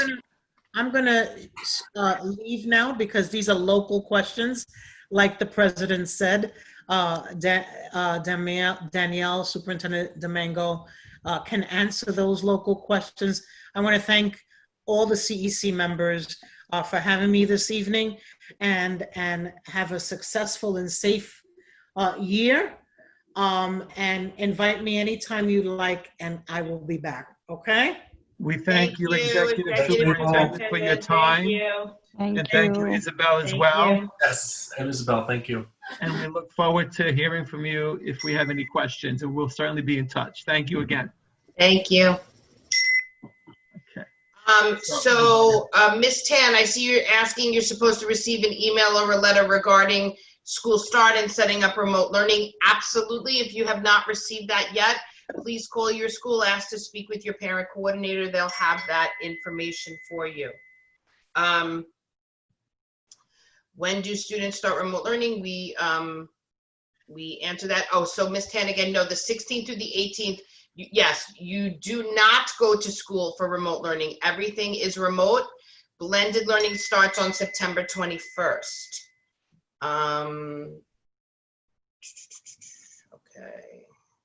We went over testing. Okay. Superintendent, there's a comment in there from somebody. Do the principals know to ask for devices if they do not have enough? Yes, yes. Okay. Well, actually, tomorrow morning they're going to be told that because I've been receiving emails from principals who have run out of devices, and we've been escalating those. But tomorrow during our principals meeting, we'll be letting principals know. But they also did know that they should be providing technology if parents ask. So what we told principals to do currently is get a clear inventory on everything that's out in students' hands and everything that is in the school building. What works, what doesn't work, and then once we have that combined with the requests that are being submitted to schools, we'll be able to escalate the need for each school. So by Monday morning, parents should be able to notify the school that they need technology. I mean, they can call today, tomorrow. Yeah, yeah. Okay. Yeah, school offices. So also the Learning Bridges application, I recommend anyone who's interested in Learning Bridges, if you're fully remote now and you're changing to blended, I know Ms. Lawrence asked this question, you can fill out that application right now and they will reach out to you and you can let them know when you're going to need that time. Phoebe, because I'm actually just reading people's names in the chat, your school start time you should get directly from your school. And like I said, we're back in business this week, so you can call your school and ask to speak with your parent coordinator or the main office, and they'll be able to help you with that. I'm trying to do the account for full There was a remote. question regarding which cohort starts on September 21st. That is a school-based question, so so please make sure what do you call it? So please make sure that you're reaching out for that day. It is week 1. But your school will be able to give you that calendar. So Samuel, if you're trying to go full remote at this time, you should call your school because your school can make, which is 185, your school can make that change for you. Buses, we answered. Amanda, I don't know about Universal Lunch Program. Esther, can you see? I'll put a link in the chat for is that the yeah, I don't know. Yeah. Yeah, so that's not a Department of Education program, but we have some information on the website. I can give you the link and it has a phone number and stuff like that. So just head to the bottom of the chat. I'll put it in there right now. I have a question. What about after school program? Like, you know how the private, sometimes they come and pick up the kids from school. Are they gonna, because I know I called mine and they told me that right now they're not doing that because they haven't gotten clear. Right. So each individual school is having conversations with their parents and with their community-based programs, because there are many requirements that community-based programs have to commit to in order to have after-school programs. Meaning that if, you know, we've talked about how children are being placed in pods, and these after-school programs cannot break those pods.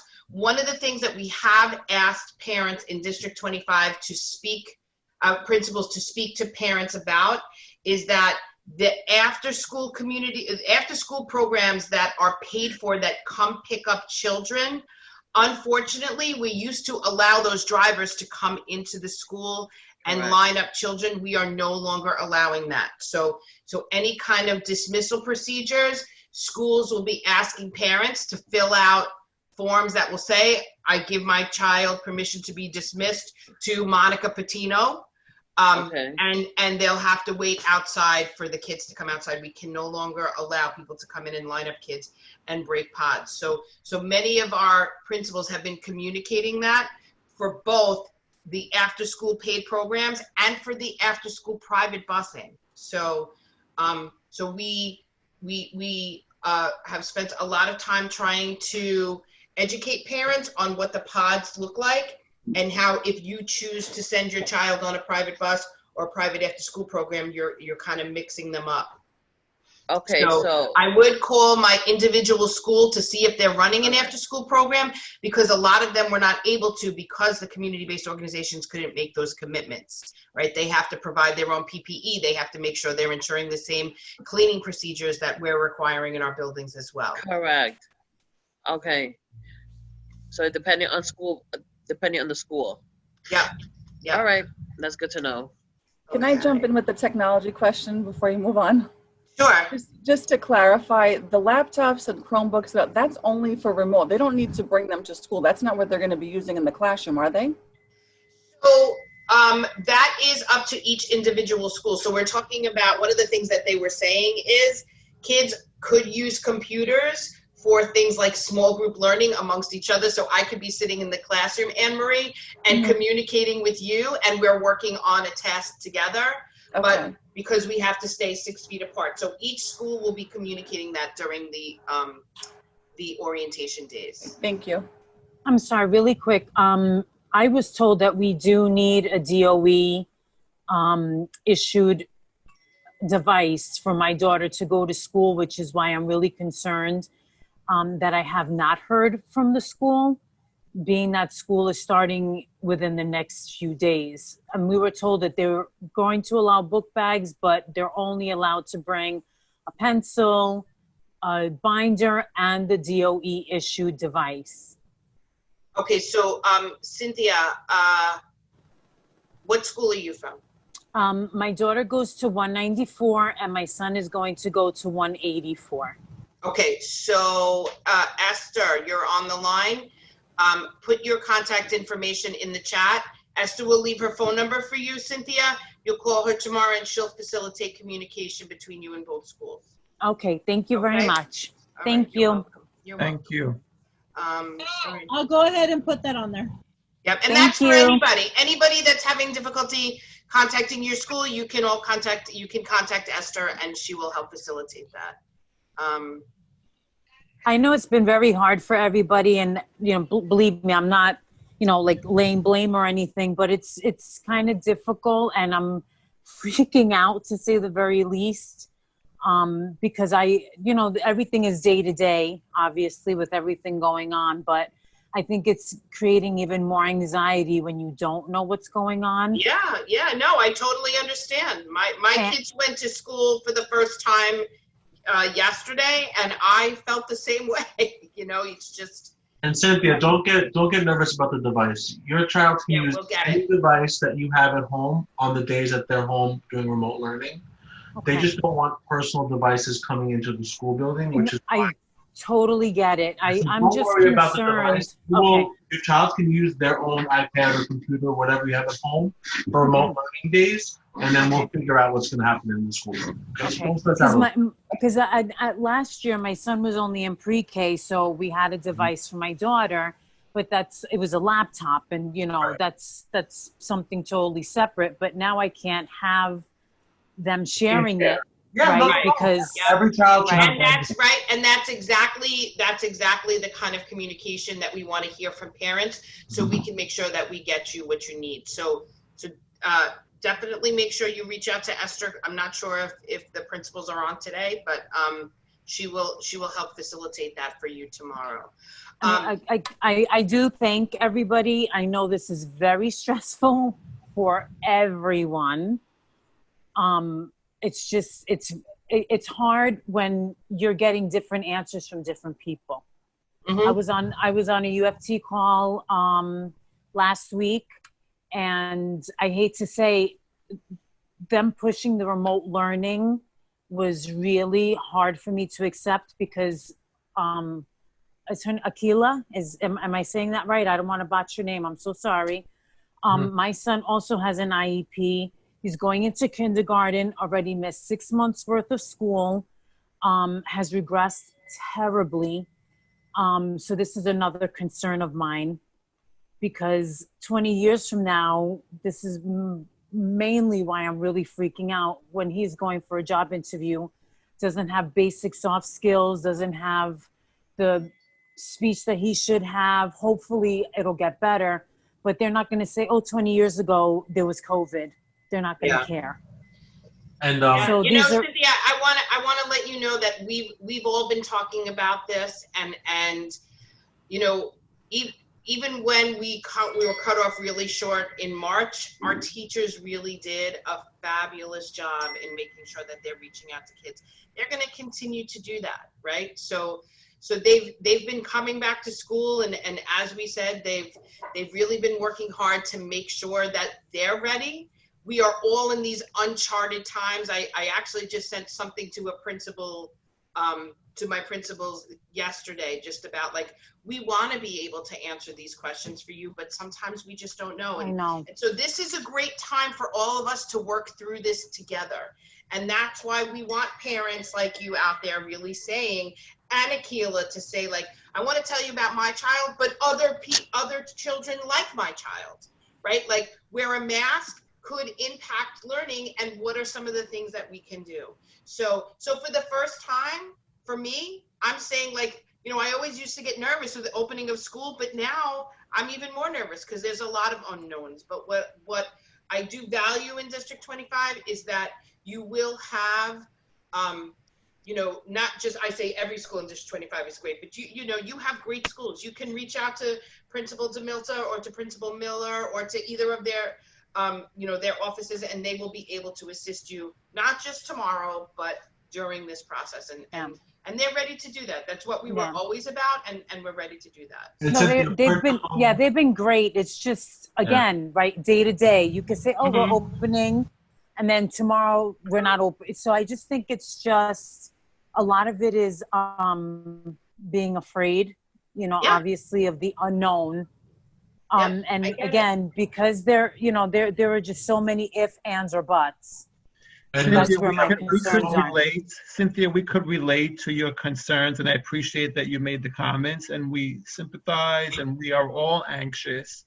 I can tell you from my experience with the district office that if they are on it, they will get back to you, and we hope that, you know, it'll make you less anxious. But, you know, thank you for raising that, you know, issue, and we really appreciate it. And Cynthia, Principal Miller from 194 is he in the meeting? And she sent you a little message in the chat if you want to go to the. Oh, there you go. Okay, so you got Miss Miller there. Yeah, no, she's been really great, and I love her, and Ms. Bryan also. She's been amazing. I give kudos to them. Love them. Great. So, okay. Hey, Yep, thank you very much. A lot of our principals are responding in the chat with their contact information. Perfect. Thank you, guys. So I just want to go, so Ms. Sandila, talking about learning bridges. Lewis will put in the chat everything we know. We continue to ask about learning bridges. The only information that we have is the information that is on the DOE website. But I also see your question about PS22. The answer that I have about non-operational exhaust fan, not necessarily. So I do recommend that any questions that you have, you can call Ms. Meyer, your school's principal, and she can get the information that she needs to get for you from the school's custodian. Lily, mask breaks. Yes, there will absolutely be opportunities for mask breaks. It's a requirement. What they will look like, you should ask your child's school, because every school will have something that looks different. And kids will not be stuck at one desk all day. Like I had said, I was at the rec center. We are trying to limit movement. But there will absolutely be opportunities for students to go outside, for students to experience different types of movement activities, for students to engage in social emotional learning opportunities and some mindfulness work. So students will not be sitting around in one place all day. Speech and language services being provided. That is absolutely, Ms. Escobar, a question that you should ask your child's speech teacher. And so I would call the school to ask about what that will look like. Sorry, I have a question, not to cut you off. In regards to, like my son's special needs, he's in the spectrum. In regards to how they handled the situation where they start, how are the teachers prepared to handle children who do not understand that they have to keep the mask on full time? Like my son, we can barely get him to keep it on. Like he has asthma also, so we could barely get him to keep it on over his nose because he starts freaking out. He just covers his mouth. So what happens if he has like a freak out like that? And how are the teachers getting prepared to handle situations like that? I would say right away, you should call the school and talk to them about your son. And they will be able to advise you on the supports that the school can put in place for him. And then do we also reach out to the schools? Because I reached out to his school today in regards to finding out. I know first day of school is going to be September 16 remotely, and then September 21st in person. But when will we know the children's actual schedule? Like I spoke to the coordinator this morning, and she basically said, I have to wait for a teacher for the Google Classroom to be set up. Like as a parent, you know, I know it's hard times. We're going day by day. It's very difficult and everybody's trying to do the best that they can.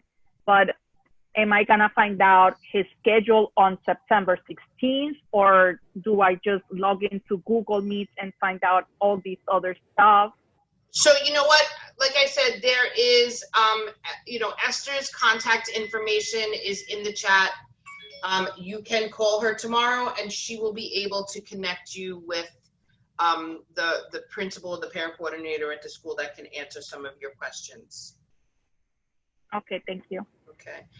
So the 185 information is listed in the chat. Thank you, Ms. Mashar. Then we have.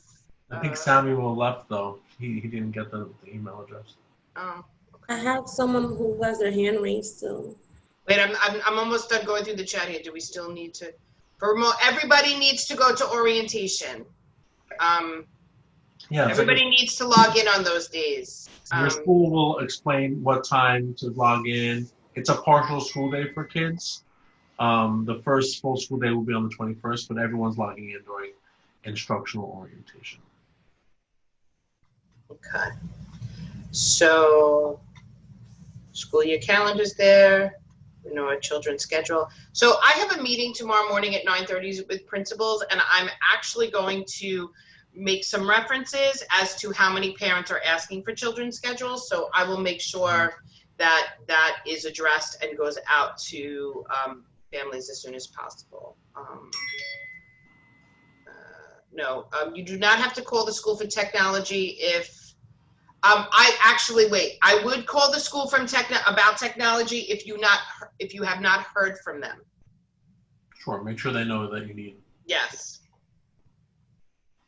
Here, Miss Davis put her information on there. Anybody that goes to 165 that has a question. Okay. Let's see. Question 194. Miss Miller, for you, Cynthia, and for anybody else that goes to 194. Miss Miller's contact is there about remote learning information. So as I just said, I will be announcing this to all principals tomorrow. There's also Esther's information from my office. So if you still don't hear, you can contact her. It has her email address and her phone number. And Ms. Fernandez from 209 is there, and she actually has her email address there as well. So for anybody with 209 questions, and emails to Google Classroom. And Mr. Rico is here around PS32 if anyone has. Okay, so the chat is done. So if there's any questions. Okay, so we've done the chat. Thank you. If you have more questions, just let us know. Akila, I'll get right to you. Just that we know, after this portion and after Akila or anyone else wants to ask a question, if you want to get on the list for public speaking, please raise your hand or just reach out to Carly in the chat, and then she'll let me know who's on the list. Go ahead, Akila. Question. My son is now going to Veritas. He has the laptop from 189. He cannot get into the laptop from 189. I have to return that back to 189, and then I have to request a new tablet or laptop from Veritas because he doesn't even have an account now.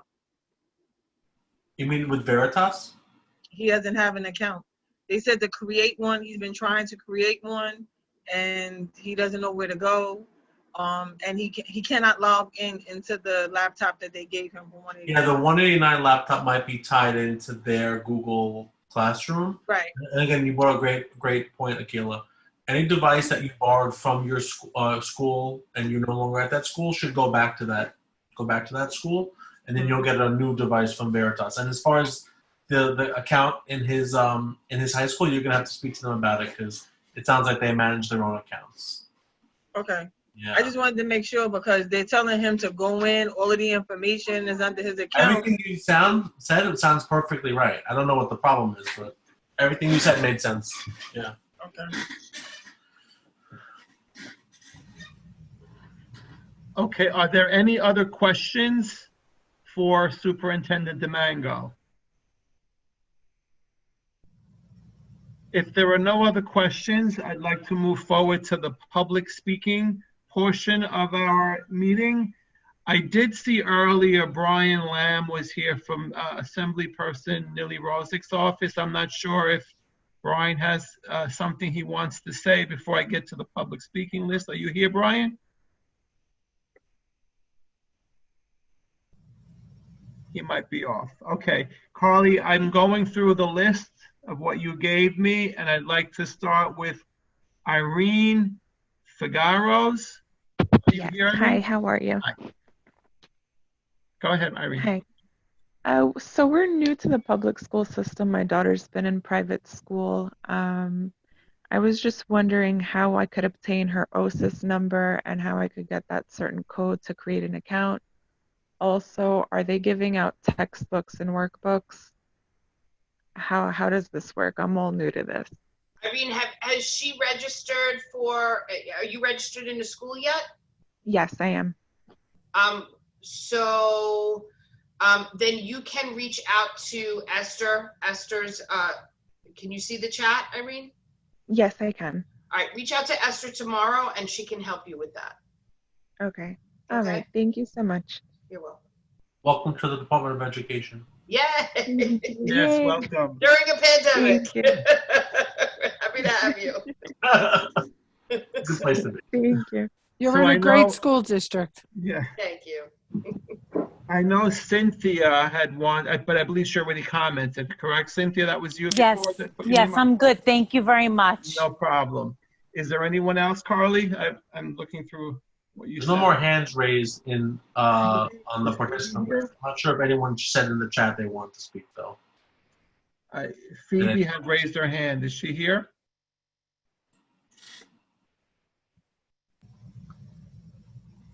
Danielle had answered her question. Okay.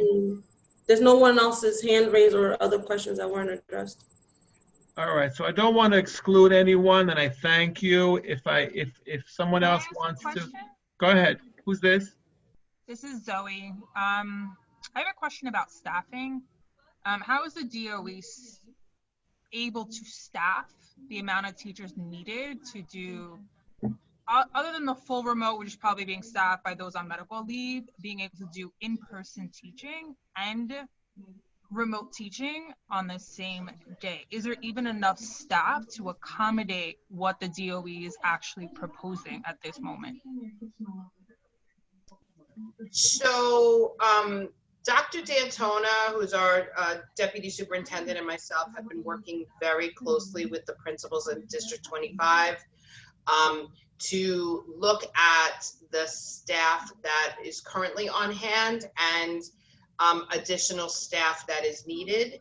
So there are some of our schools in the district who have not requested any additional staff, such as PS20, PS219, and other schools that are able to run their programs with the current staff that they have.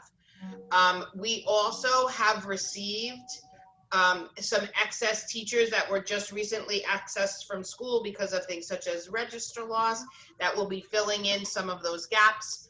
And then we also have some of our principals who have hired substitute teachers, and just most recently, the chancellor announced yesterday that there is open hiring opportunities to fill in some of the staffing needs that we have at this time. So we are aware of it. We have communicated it to our executive superintendent, to the borough, and to Central.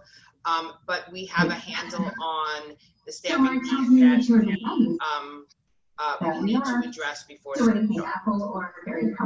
Okay. Thank you. The only other question is how much time are teachers being given, or how much time are the schools training the teachers to teach remotely? I mean, obviously teachers are trained to teach in a classroom, and teaching remotely is something completely different and something completely new. In this short time of like a week that teachers are back in school and then they have to start, where is all this training going to happen? Because there's nothing worse than teachers being called out and saying the teachers are doing a horrible job. But if teachers aren't given training, who's to blame for that? And I want to say this. When we talk about this being unprecedented, it is going to be unprecedented just in terms of, I think about when I started 25 years ago as a brand new teacher, all of our teachers are going to be in that position when it comes to remote learning. But the vision and model that we have in District 25 is one of support for our teachers. We have already been working really closely with our borough, and here's Lamar working closely with Lamar. This is going to be a learning opportunity for everyone, and I do know that both central offices, our borough offices are going to be able to provide support for our teachers. We as a district worked right away to make sure that our teachers have begun to look at resources. But like we say, this is a learning experience for students and for families, but it's also going to be. And I'm sure Lamar will talk about this as well, but you know, that learning started in March.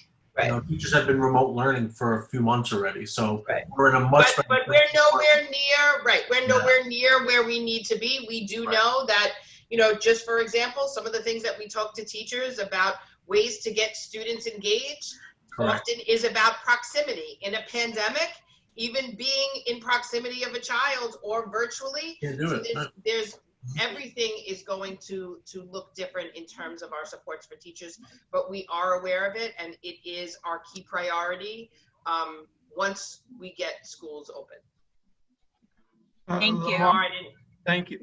Lamar, I know you're on. I'm not sure if you want to make a comment or you want to say anything, not to put you on the spot. I'm here. Evening, everybody. How are you? Hi, Lamar. For those of you who I may not have had the pleasure of meeting, my name is Lamar Hughes. I'm the district representative for District 25 for the UFT. So with regards to the issue, can you just give me a little, I heard the second half of the question. I didn't hear the first half of it. That there was a question that was posed with regards to the remote learning, I believe it was, or? Zoe, are you still on? The first question I posed was as far as staffing and schools being able to staff what the DOE and the UFT had negotiated on. I don't know how that's possible, but you know, now they're just going to randomly put people into these classrooms and teach children remotely. I mean, they got to do what they have to do, but how much training is going into this it just kind of seems not, obviously a lot of it is not really thought out as we're going day by day. So that was my first question, was that. Okay. So to touch on that a little bit, yeah, we've spent a good amount of time, and teachers have spent some time, particularly over the summer. Those who taught summer classes, learning the remote aspect, you know, learning what remote would entail, particularly the synchronous and the asynchronous instruction. So we've been doing this since, as you know, since March, and the time that we spent from March to June was really a good precursor into what we would probably, as we can see now, end up doing in September. So there was a sharp learning curve. I don't think anybody in this forum here would disagree with that. It was a learning curve. But the one thing we've learned to do was how to incorporate our own particular styles with the remote learning. So some teachers excelled and just embraced the synchronous portion. Some teachers embraced and excelled in the asynchronous portion. So now we're figuring out how to do both. And for the most part, I think teachers are doing a really good job at it. So our agreement that was made with the DOE, if you're referring to the most recent one, was a few weeks ago, where there is a portion of teachers doing asynchronous instruction, remote instruction, and there are teachers who are doing the in-class instruction, and there will be some training involved. I don't know how it fares into the district, but there's training involved with in terms of a content specialist. I don't know how that looks across the district necessarily right now, but I know that's available for teachers who can hone their skills on the remote portion. So we have that in place with the city. And one thing I'll say to parents now, as we have some parents and CEC members on board, is that we all would prefer, ideally, the synchronous, and I don't think there's anyone who's deviating from that. But I would say that for your child's teacher, asynchronous does not necessarily equate to poor instruction. I just want to make that clear. Like, we've seen a lot of asynchronous work where there may not be live teaching like this, and the quality of the instruction, the content of the instruction was quite good, was just as good as if it would be a synchronous portion. But now we're getting folks to understand the importance and the necessity of having this dialogue and this engagement, you know, with their students. And I think that as we go further along in the year, again, the curve is still there, the learning curve is there. But I'm confident in saying that you'll see an improvement as we go forward during the year, and you'll just see how this all blends in. Yep, and you know what? I think one of the things that our principals, assistant principals, myself even, we've been in a lot of classrooms, both from March and, as Lamar said, during the summer, and we're going to continue to grow, and we're going to continue to support our teachers in making this work and making this happen. This is not ideal. You know, this is a pandemic unlike anything we've ever been through before. But what I can say from the work that I've done in District 25 and with Lamar and with our teachers is that we are committed to continuing to educate our children, because that's important, right? And are we always going to be perfect? No. Are we going to make mistakes during this time because things are new? Yes. Are we going to need to work together as a community because it takes a village? Yes. And that is what we can say that we are all committed to doing. I speak to Lamar every day. I speak to principals every day. So we are working to make sure that our commitment to continuing to educate your children happens. So what you're saying is that the asynchronous learning is going to be different coming the school year than it was last March through June, correct? So I'll speak a little bit to the combination of synchronous and asynchronous learning, and I can use some examples of kind of what we saw over the summer. So one of the things that I constantly say to our parents, and what I had spoken about at the last CEC meeting, is something that we're working on, is to make sure, and a lot of our schools already have this, to make sure that curriculum is accessible to families, right? So what District 25 has been doing for a really long time in collaboration with administrators and teachers is we have built some solid foundations of what curriculum should look like across our schools. Teachers have unpacked many units of study to make them appropriate for the types of learners that we have. And then teachers' lesson plans pull from those units of study to individualize the specific needs of students that they teach.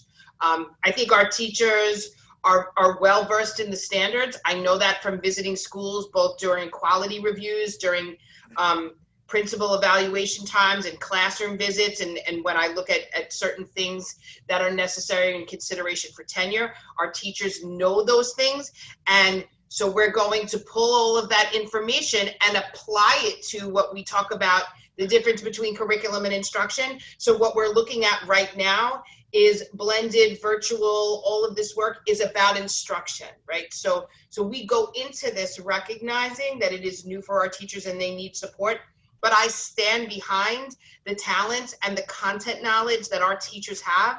And along the way, we're going to be applying that to this type of instruction. So over the summer, where you would see a teacher, let's just say, would start a class from 9 to 9:45, right? Because we know we've been on now for approximately 3 hours. How many of us have zoned out at certain points of the meeting? You know, we have to be honest for ourselves and for kids, right? I could sit here and talk for 3 hours, but that doesn't mean that my students are listening to me, right? So we would have a teacher start a lesson, teach a mini lesson, albeit 15 to 20 minutes, and say to kids, all right, we're going to log off now, or I'm going to put you in small groups via Zoom, small groups, and I'm going to come back at 10 o'clock and we're going to talk about this, right?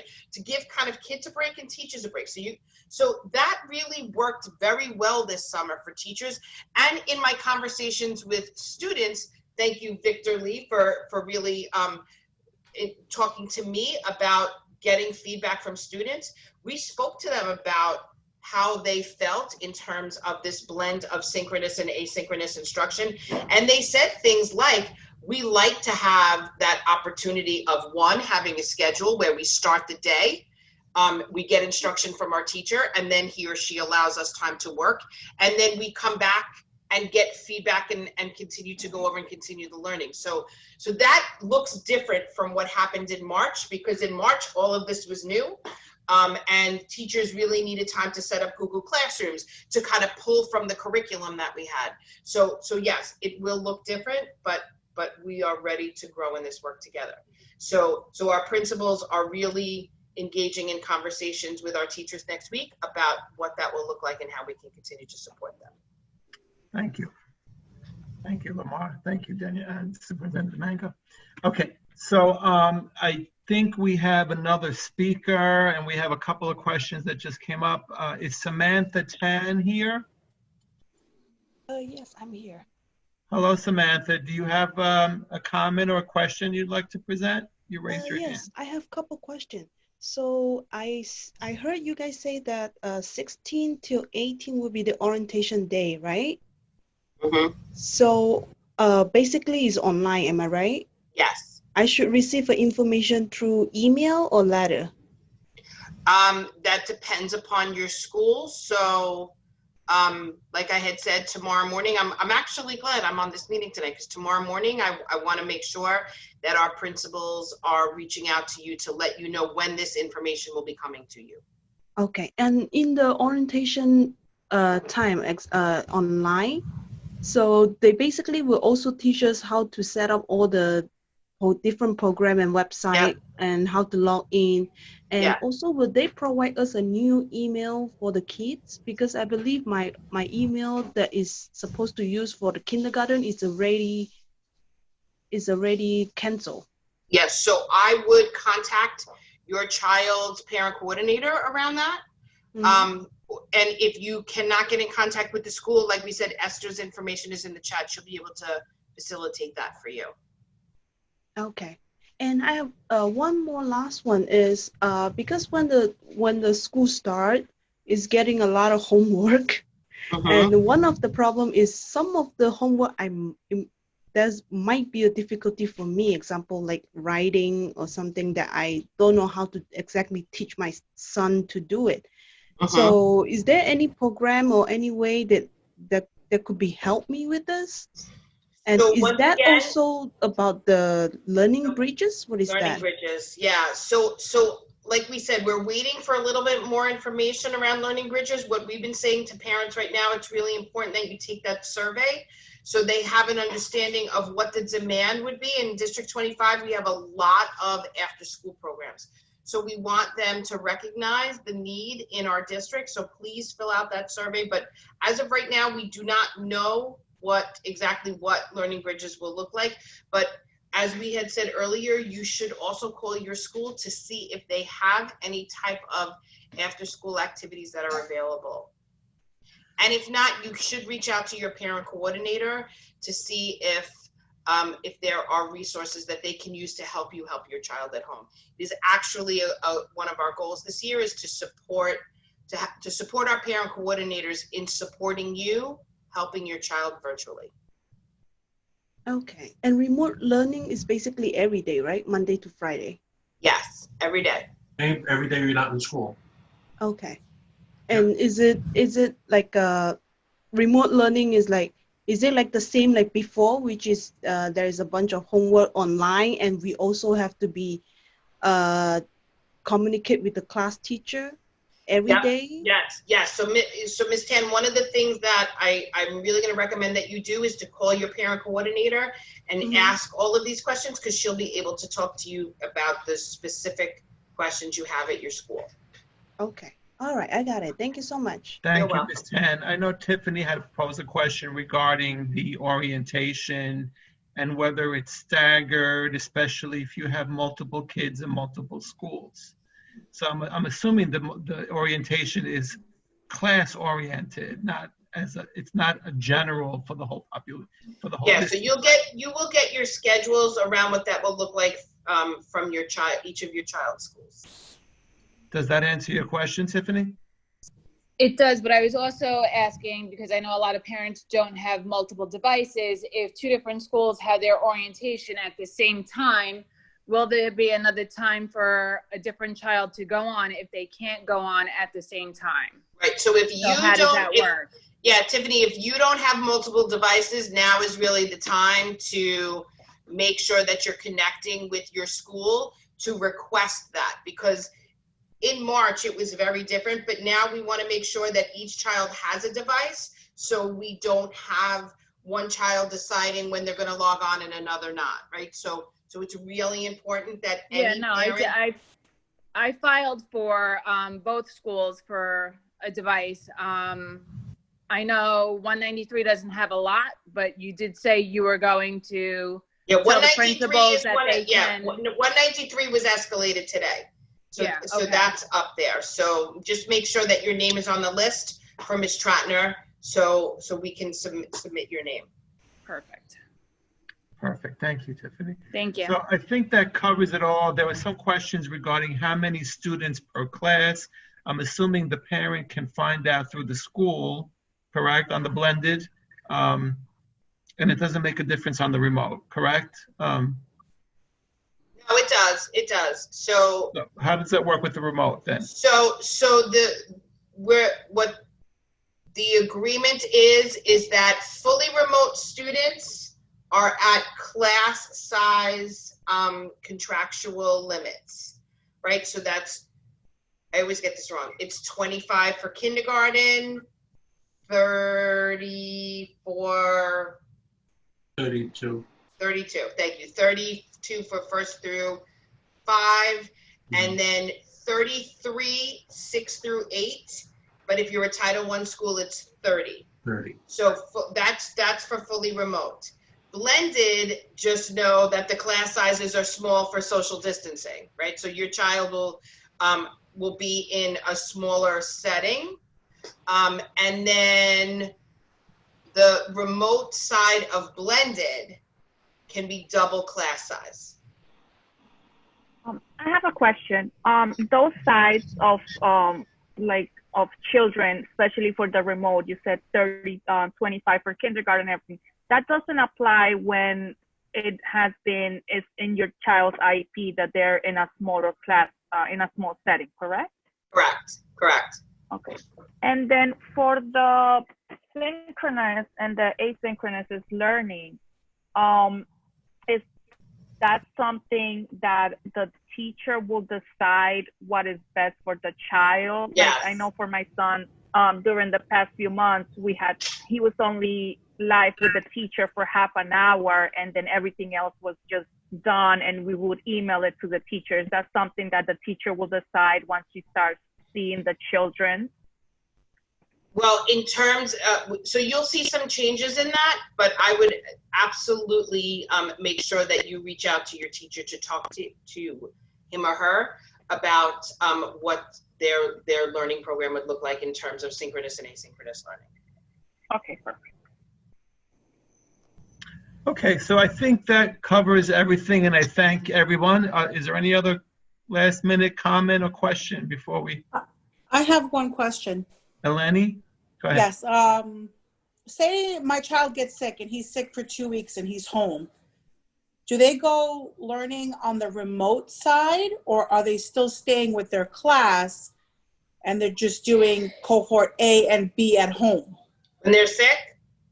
Yeah, just say they get sick and they. So there will always be opportunity for remote learning. But one thing that's very important for parents to know. So a parent can't choose and say, oh, stay home today for remote learning. If your child is supposed to be in school on a blended day, they're marked absent. There will be opportunity for them to make up their work, but it's important for parents to know that. Like I'm saying, like if a kid gets sick with the stomach virus or actually does come down with COVID, then I'm assuming that they would not go to the remote teacher side. They would still be with their group side, right? Does that make any sense? Yes. Say that again. So just say my son gets COVID and he has to stay home for 2 weeks. Now, is he still going to be doing the work with his class, or do they switch him to the remote learning? So if he gets COVID and he's going to be out, and your intention is to send him back to school, then the school will work with you to keep him with his class. They're not going to flip-flop him back and forth with new teachers. Yeah. Because a lot of people were asking what happens if they're sick and they're going to be home. Right. It would be the same thing if you were sick, and there would be opportunities for you to make up work, because you will see there will be, Okay, thank you. You're welcome. Perfect, thank you. Okay, I think, any other comments, questions? Wonderful. It's been a long meeting, a lot of anxiety, a lot of concerns. We hope that we start school as scheduled. I'm sure we'll be posted if there's any changes, correct? But we're all working on opening on the 16th remotely, correct? Do I hear any motions to adjourn the meeting?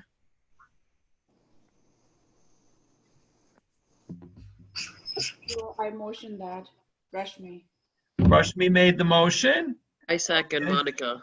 Monica seconded the motion. So at this time, I'd like to conclude our calendar meeting.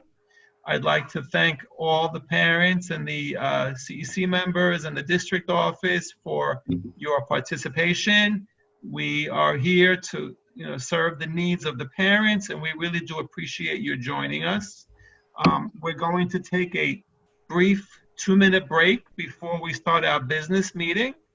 It is a public meeting, but if you care to sign off, we won't be offended. So good night, everyone. And let's take a 2-minute break before we start the business meeting, okay? Sujin, I see your question, so I can answer I saw that. it too. Yeah. Sorry, Sujin. No, it's okay. I can answer while we're taking a break. You don't mind, Sujin, right? If I answer the question We're still now? recorded. Yeah. So our schools have not stated to us that they have issues with the communication streams that they normally use, such as Parent Square or Reminder, and some of them are free. So, but if we do have those issues, I'll let you know. And the DOE is also building the New York City Schools account to be a method that we get information out to families. It's really important that every family has a New York City Schools account. I just put the link in the chat. If you need help, you can contact your school's parent coordinator to get the activation code to link your child to it. But the newest thing about the New York City Schools account is anyone can have an account.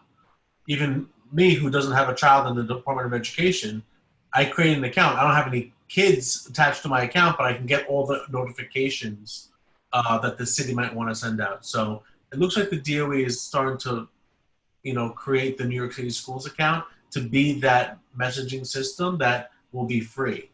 So it's really interesting. Make sure everyone has a New York City Schools account. I created mine over the weekend. Perfect. Okay, thank you again. I'm going to take a break. We'll be back in 2 minutes, okay? Thank you, Sujin. Nice to see you.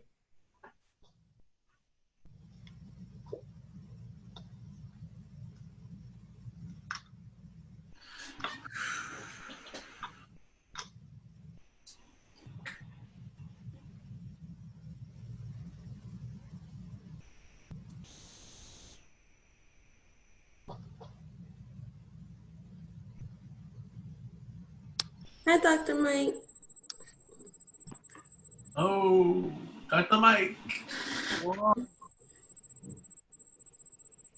I would get up, but I'm stuck to my chair right now. Akila, how you feeling? Ew, me too. Akila, you look so comfortable. Well, I had surgery on my ankle. It was broken 3 places, so it's really hard for me. Oh, no. And you're not comfortable. I'm sorry. I'm not. That's not good. It looks like I am, but my foot is swollen, so I'm trying to. Oh, my goodness. When did that happen, Akila? 2 Sundays ago. Oh, my goodness. Yeah, I had 2 surgeries on it, so now it's just like after a while it just starts swelling like a balloon. So I'm trying to find the best way to put it. Oh, my goodness. Well, get better soon. That's too bad. I appreciate it. Did you have fun for your birthday, Cardi? I had a great time. I had a great time. When's your birthday? Last Friday, the September 4th. Oh, happy birthday. Yes, happy birthday, Carly. Yeah, I turned 38. I knew about it the day before. Birthday, Sorry, Carly. Thank you. I had a good time. I went to Benihana's on Saturday, and then I went to Baldwin Lanes on Friday. It was cool. Baldwin? Mm-hmm, because they're open till 3 a.m. and my friends don't ever be on time, so I had to pick somewhere that was late. There's no fun in New York City, so you got to go to Long Island. And Long Island, exactly. You guys Everything's are a little more open. open than the city. Right. Like the bowling alleys out here are not serving food or liquor or anything. There's no indoor dining. That's why they can't serve food. Plus, who wants to go to Whitestone Lanes anyway? It's on a bowling team. My son is on a bowling I team was terrible. at Gibleys. I was terrible. Now, you were probably the best bowler on the team. I was not. I'm not good at bowling. And then this summer I was on a cornhole team and I lost every game. Oh my God. I made a strike on somebody else's turn by accident. Oh, okay. But it was Never like watched that accident. I'm not sure I believe you, Carly. You just trying to take credit for someone else's strike? Is that what you did? So she not only did she bowl, The rest of them were gutter you helped balls. someone else beat it. Okay. My dog was freaking out. Now we came in. Go to bed. I didn't realize how late it is. It's late. What time is it? It's 10 p.m. 10. Yeah, does anybody have a dog that barks at you when they're ready for bed? I have a cat. That's what mine does. He's here waiting for me. He's like, come on. These virtual meetings get longer. What kind of and dog do you longer. have, Danielle? I have a Maltipoo.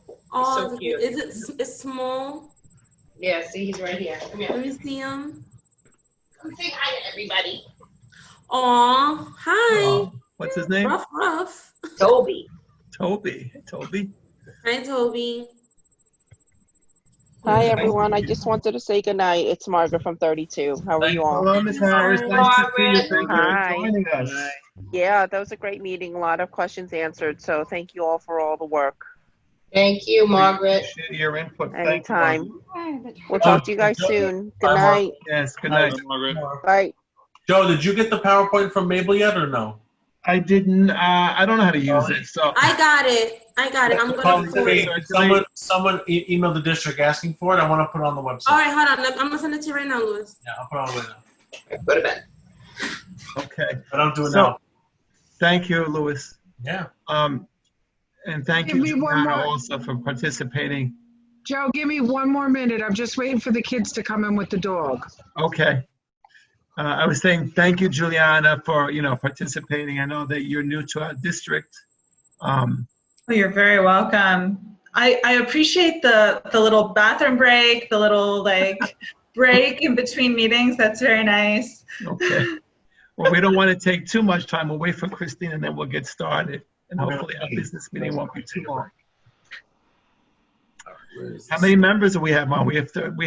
I think we were up to 160 at one point. Am I mistaken? Was that high? I remember seeing it like around like 150.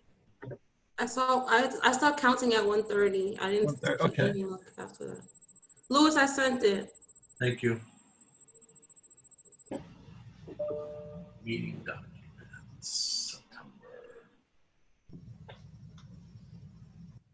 We did have a lot of nice questions, good questions. Yeah, we did. Listen, you know, we were expecting all that stuff. Closer to school. Brooke, don't forget to send your. Oh, she's back. Okay. Liliana, is there any way you can help us with? See, and I'm sure this is happening all over the city, but you know the questions about learning bridges. Yeah, I just reached out to our deputy chancellor about that, and you know she also is still waiting on locations. Okay. There is just not, you know, the newest information is that on September 21st they will be able to serve 30,000 children, and currently, by comparison, there's 14,000 children at rec centers. So right now we're meeting the current need and doubling it, or at least, you know, there's a spot for all 14,000. You know, theoretically, there's a spot for all those children who are currently at rec centers, and then there'd be an additional 16,000 children. Who could go to these Learning Bridges sites. But I know that parents need to know where. I mean, I can't rely on that for my child until I know where that is. Yeah. So And also, I don't, I'm going to be selfish and speak a little bit for District 25. So if you can kind of put that out there if it comes up, is that, you know, we have a tremendous amount of after-school programs in our district, but also we have after-school programs that parents pay for.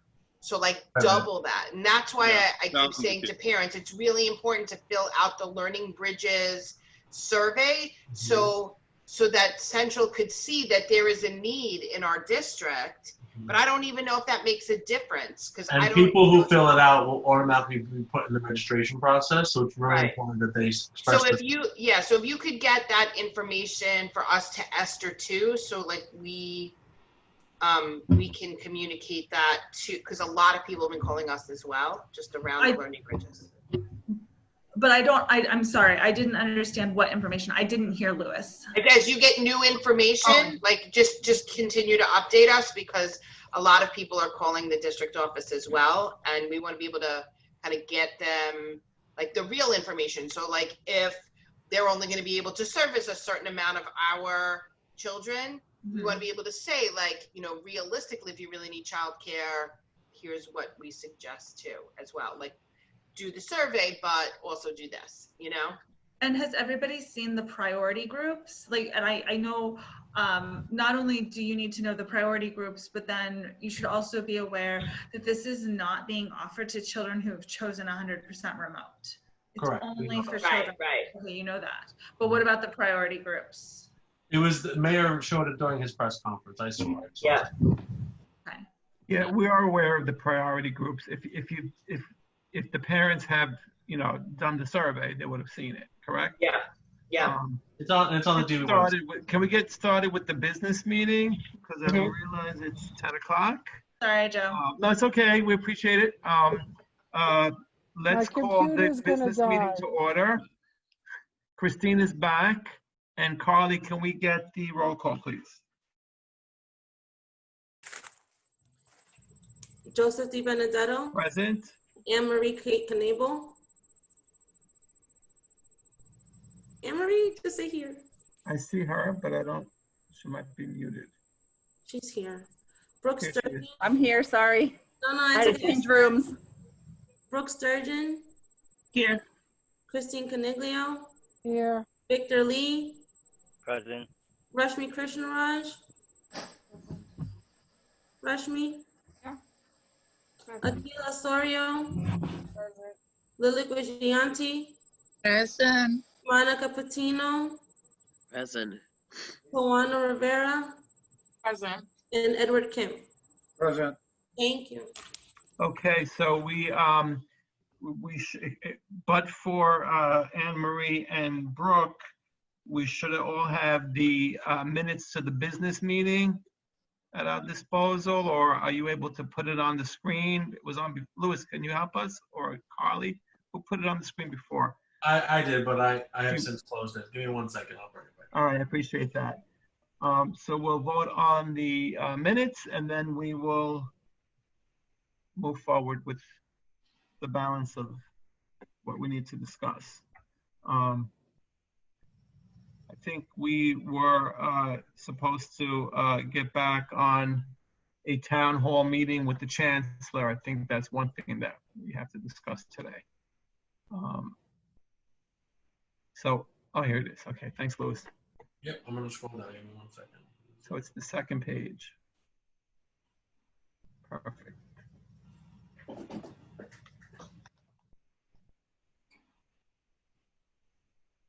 I have to fix Esther's thing. I don't know why I cut off family and then I just put Esther Maludo. I have to fix that. What is that, Carly? Where it says also present.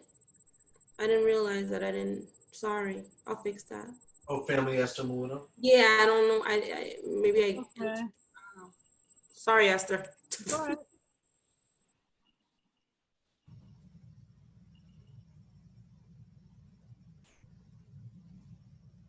I didn't know I was muted. We apologize, Esther, that'll be fixed. So, but for the correction for Esther Maludo's title.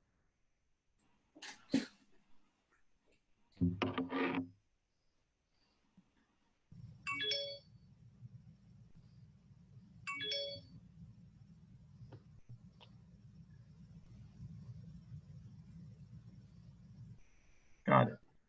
Okay, are there any motions to approve the business meeting minutes?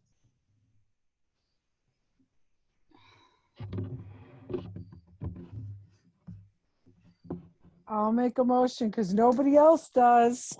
Okay, Christine made the motion. Does anybody second the motion? Second motion.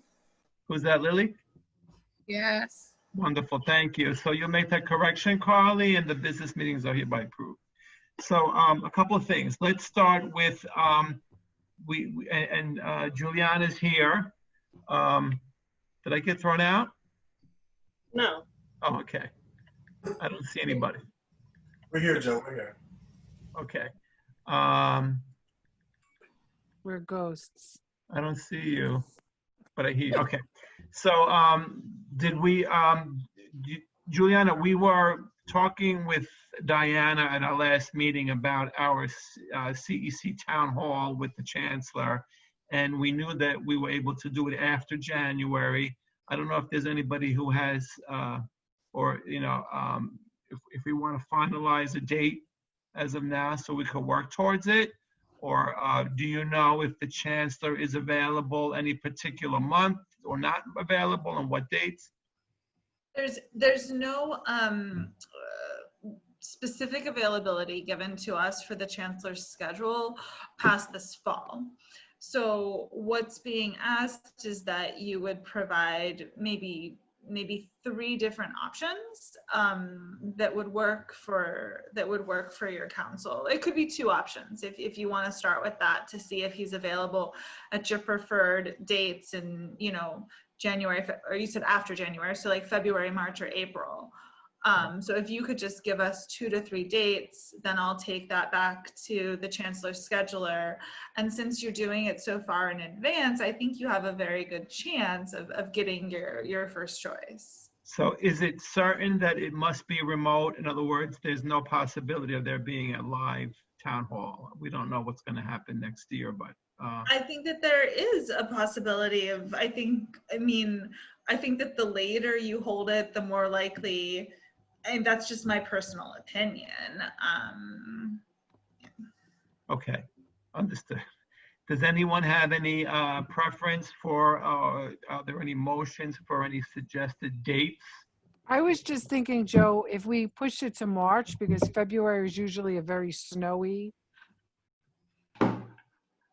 Not a bad month. idea. And I'd hate to have it like in the middle of a blizzard. And the way we're going, I just anticipate us having like, Anything major could tons happen. of snow.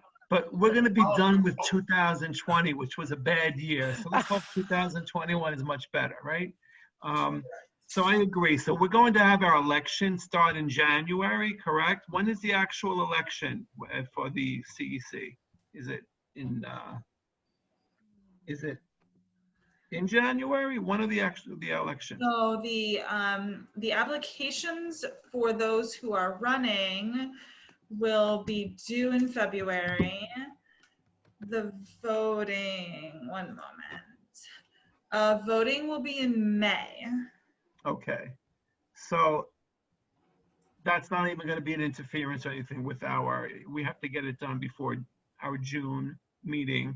And we typically do things in June anyway. So are you guys okay with the date in March or April? Are we good with keeping it one of our CEC dates, either March 3rd or April 7th?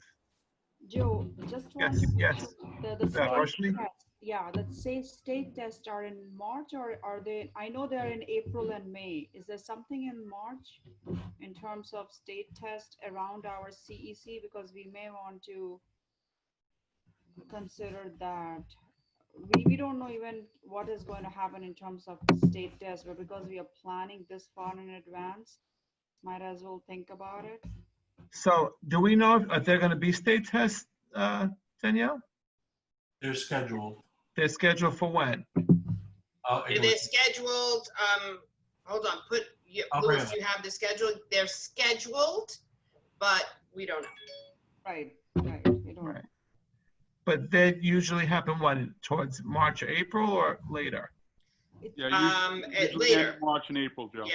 It's during March and April? Yeah, but usually the end of It's March, usually the end of March, beginning of beginning April. of April, or beginning of April towards the end of April. I'm not sure what it is this year. I don't remember the date. Yeah, they released it. Louis, do you Yeah, have it? so math is May 4th and 5th.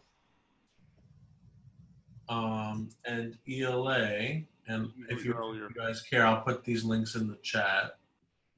ELA would probably be before that. Before that.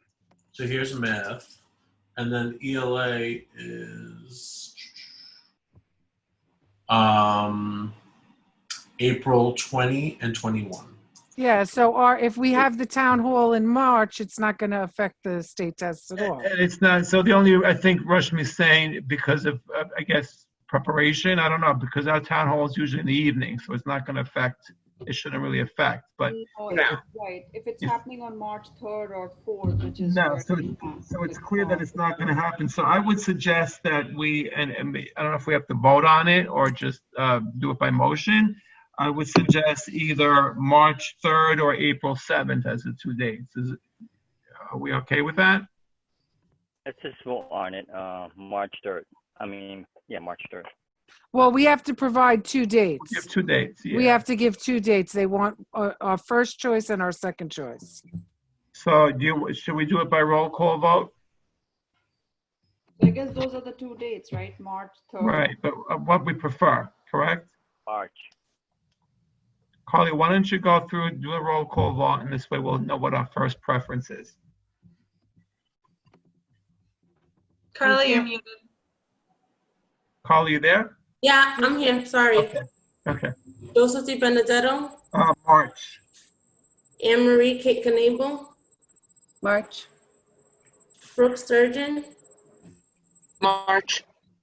Christine Coniglio. March. Victor Lee. March. Victor? He said March. Sorry, I didn't hear you. Rashmi Krishnaraj. March. Akila Sorio. Akila, you're muted. Akila.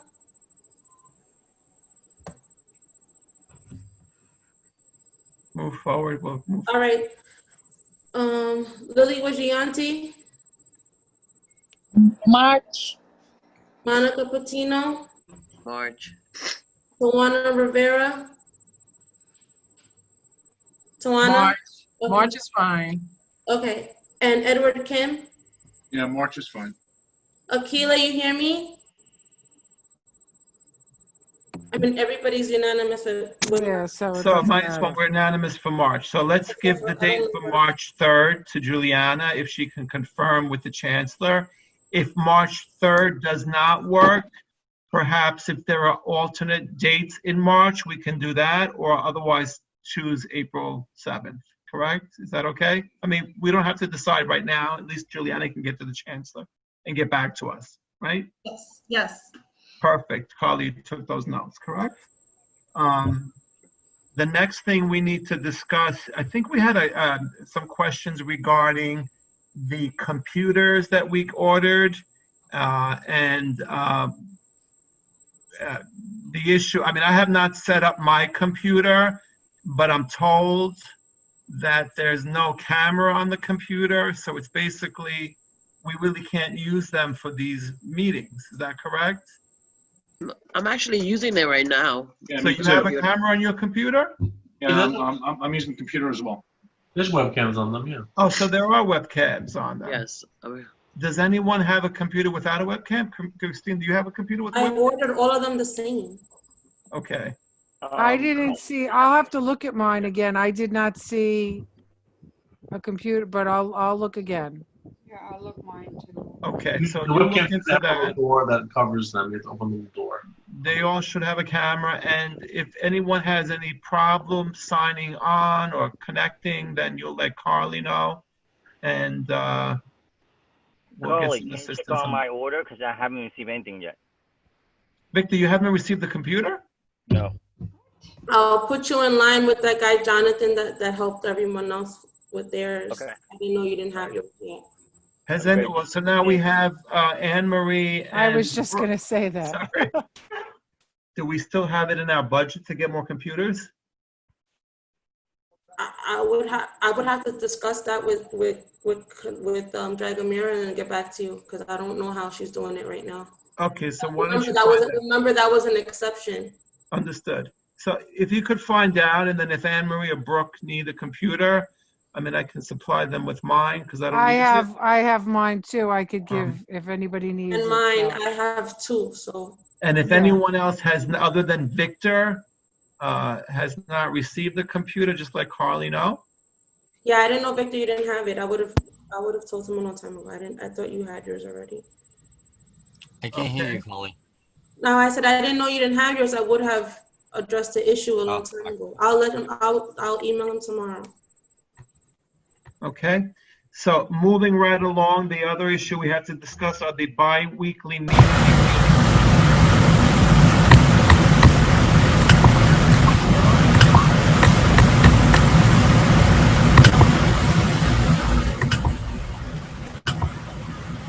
Can everybody hear me?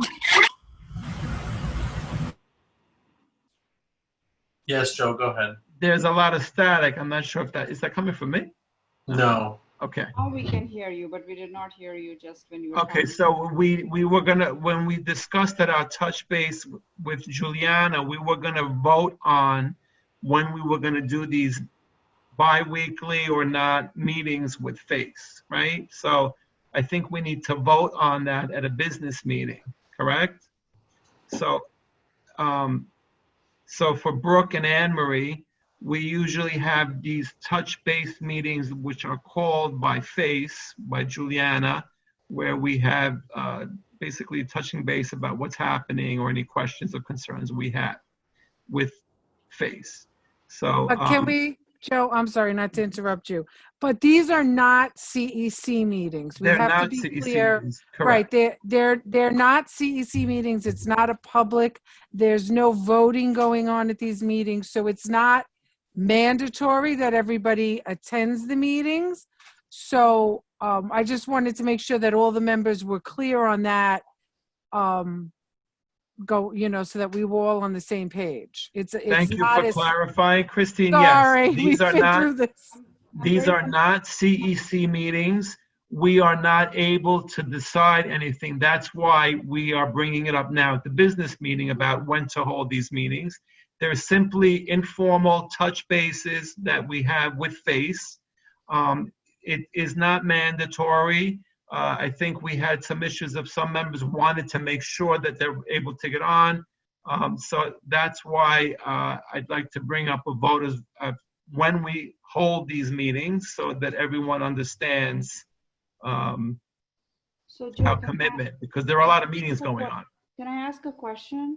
Who's that? So if Rush this me? is not, yeah. Can you not see Good. me? Yes. Okay. So if this is not a CEC meeting, and if this is as we all understood, and as I have always understood that FACE is just giving us an FYI touch bases. So why as a CEC in our business meeting, we are voting for that? Like, so because if one person, I thought it was all decided that it's going to have it on last week, like at 5 o'clock, where we all understood it's not mandatory, but it's given an option for people if they want to attend to select a time. If one person or all 11 can attend, they can attend. So if that's the criteria of that, what's the point of voting on it? Because So even the if one point person is, Rashmi, is that we could not decide during the touch base You if can we say were going to have the during- meetings, correct? You know, I was just saying, you can say, don't rush me. Sorry. So we just couldn't decide at our touch base whether to have, because we can't make any decisions. So that's why I'm bringing it up at the business meeting. Correct me if I'm wrong, Juliana, right? I think also we wanted to make sure that there was full transparency because there was a lot of confusion amongst our members. And to make sure that we are working as a cohesive team and a unit, we needed to be all on the same page. And that was what I think was important, that what Joe's trying to get, that we discussed it at this as a group together, as a cohesive unit, make a decision. Because with the emails, nobody was making a decision. People were feeling like they were not being heard. There was a lot of miscommunication, and we couldn't discuss it at the touch base. We wanted to have an executive session meeting to discuss it, and we couldn't discuss it because we had to have. Got it. So Okay, thank you for that is why we are now discussing it for full transparency with all 11 members to make a decision what we want to do. Sorry, Joe. Correct. Thank you, Christine, for clarifying. Okay. And Juliana, if you want to just tap into that so that the new members understand about this touch base, what it is. Sure. I mean, I think Diana had been doing them with you, and it's hard. It's just different now that we switched to everything being remote. FACE wanted to make sure that we were in touch with parents very intentionally, no matter what you decide, we can, most of the CECs that I'm working with are having these on a weekly or bi-weekly basis. Most of them are in the evenings. And I know that I think you had been doing Thursdays. And if there is, if we settle on a date, and it doesn't work for everyone, I'm also happy to, touch base with any of you at any point. You're always welcome to email me. That's why I'm here. I'm here for you. So, we can, I have that we had sort of tentatively discussed Thursday, September 17th at 5 as the next check-in. So we really appreciate the assistance of FACE, and Juliana, I really appreciate your assisting us in these matters. But I just wanted, and I made it clear, I thought I made it clear at our touch base to those CEC members that don't understand. FACE is there to facilitate what we need in terms of getting things done. For instance, we want to have the chancellor's town hall, so Juliana is going to try to accommodate that.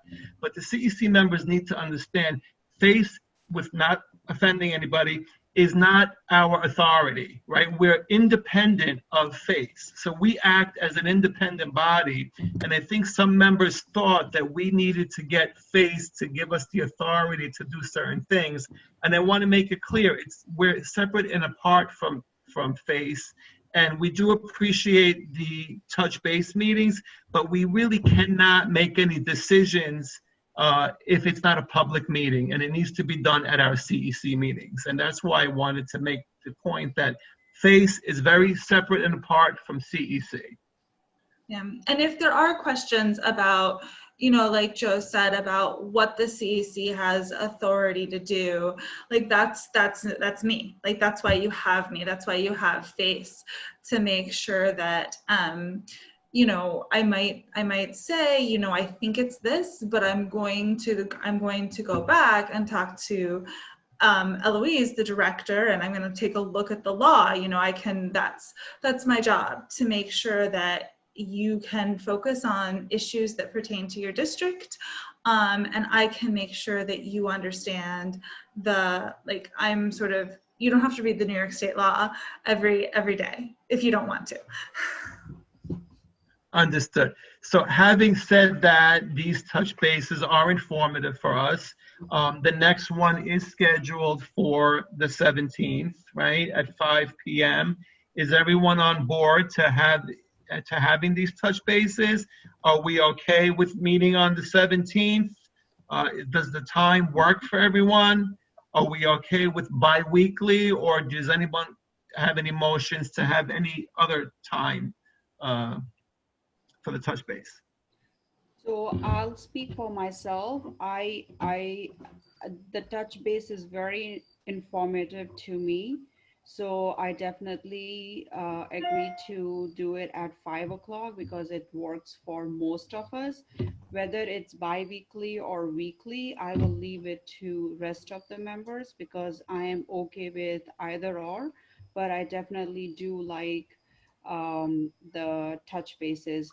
If personally speaking, I wouldn't mind doing it weekly for now, only because there's so many changes and so many things happening in next 1 to 2 months. But if the majority of the members feel that bi-weekly is fine, then I will go with that.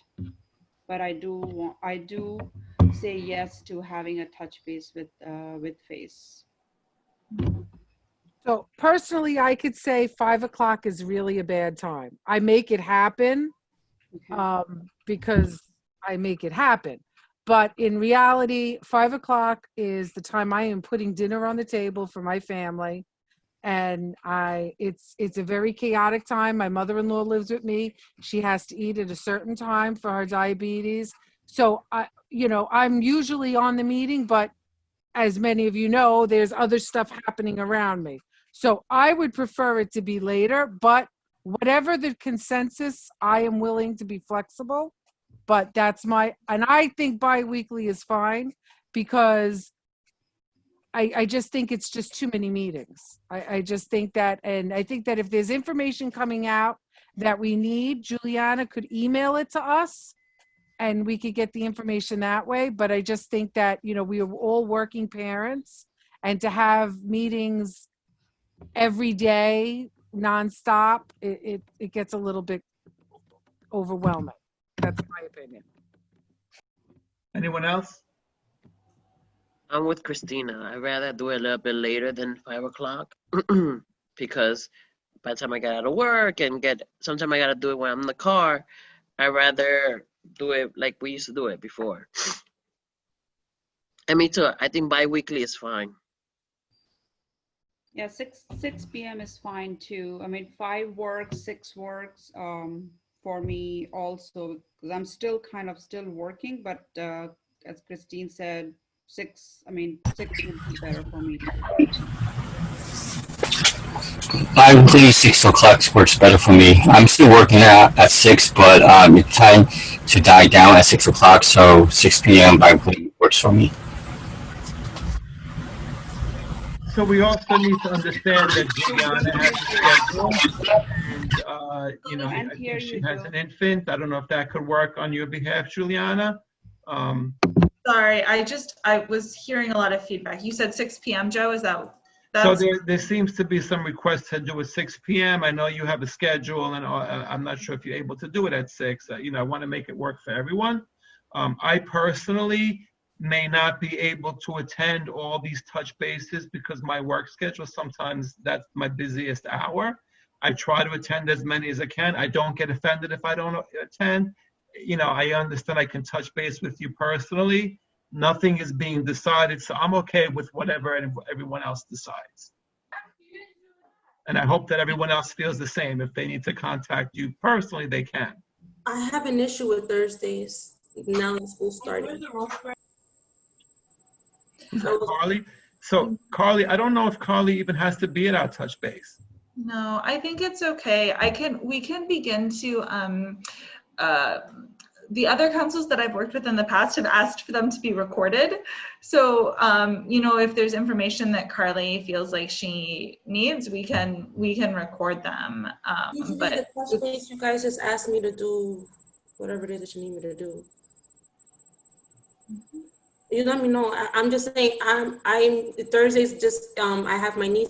Now that school is starting, I have a little bit more responsibilities with other children. And Thursdays is the day that I've been assigned to pick up these kids now. So I'm not sure if I'll be able to. So Carly, we'll work around Carly because Carly is not on the CEC, right? So we can, nothing's going to be decided for anyway. So I'm okay with that. Okay. Assuming other members are okay with that as well, we can always communicate with Carly after the fact. Yep. Okay. So is everyone, if Juliana, if you're okay for next Thursday, the 17th at 6 o'clock, is everyone on board for that?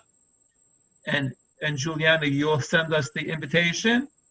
Yes. I'm assuming you have Anne Marie and Brooke's email as well. That's right. That's right. I will add them to the distribution list. Is there any opposition to that? We're good? Perfect. Okay.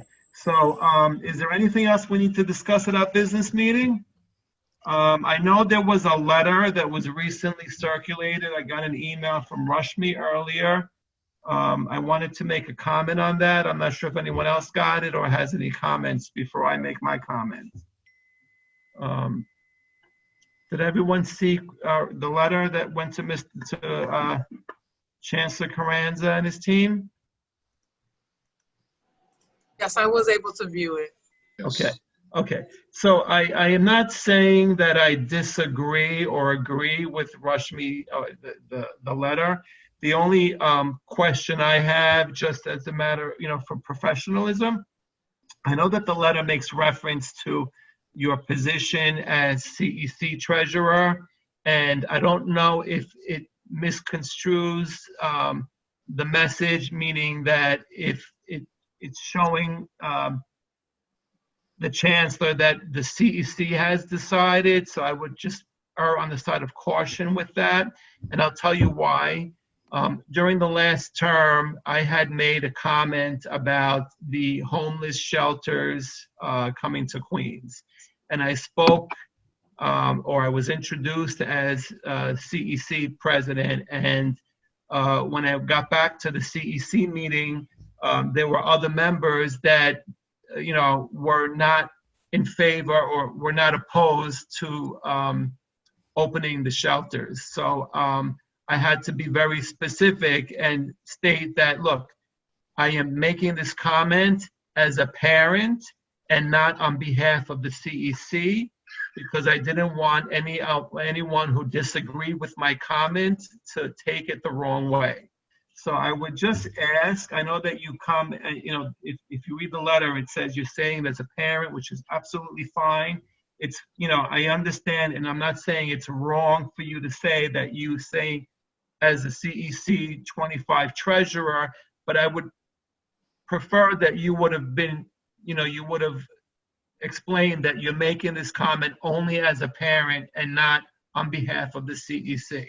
And then I don't, So I agree with you, Joe, that, but I got this letter, I got it for few people to review it on my end. And when they all read it. They said that as long as you said, I write this letter as a parent, because that's how I wrote it and that's how I signed it, saying parent of New York City School. I did not put my title in my name across this. They said that nobody can say this is a CEC 25. You are just saying that what position you have, but you are saying that you're kind of making them know who you are as a parent, but you're writing this not as a PTA president, not as a CEC, you're writing it as a parent. So you are saying that maybe it should have been more explicit, and I write this as a parent, not as a CEC. Yes, you know what, Rashmi, in my position, okay, I work for city government.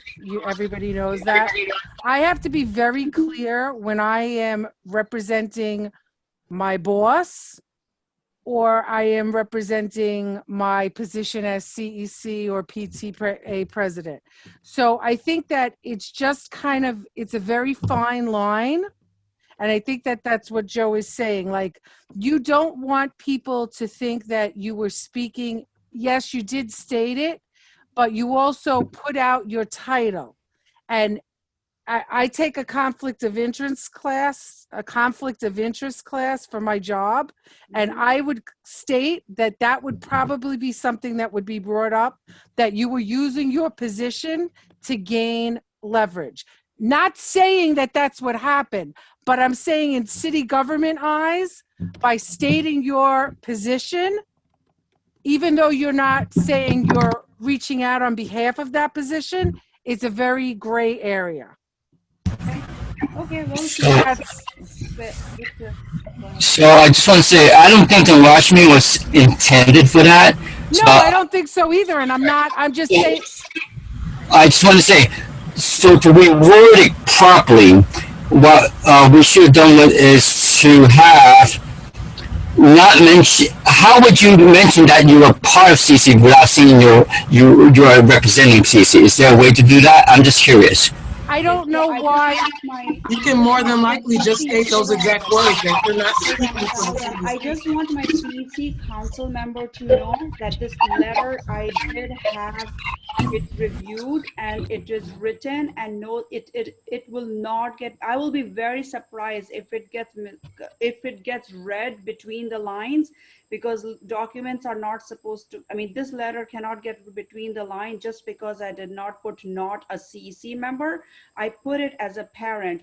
So if somebody wants to come, and I can fight on the other side saying that I did not say that I'm doing it as a CEC, I said as a parent. Just because I did not say not as a CEC, it cannot be read. I know for sure it cannot be read as a CEC. I had to state my position because nobody knows who Rashmi K is. Who I am as a parent, I had to state it, and who the parents are writing, but it is signed by just parents of New York City School. No one in that name you would know if they are a PTA president or if they are what they are. They're just names of parent. But So can I ask you a question, Rashmi?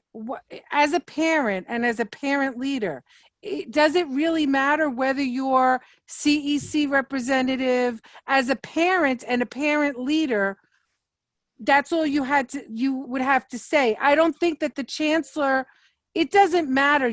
As a parent, you have a right to reach out to the chancellor and get a group of parents together to reach out to the chancellor. I don't think it really matters as to who you are, not that you're PTA president. I think that you could have just simply stated, I'm a proud parent of a student at PS 24, and I am an active parent leader in my community. And that would have been it. And it wouldn't have referenced any position whatsoever. Because like here, you're stating, it almost implies too that your PTA is behind you 100%. And then I could argue that, did you bring it up to a PTA vote?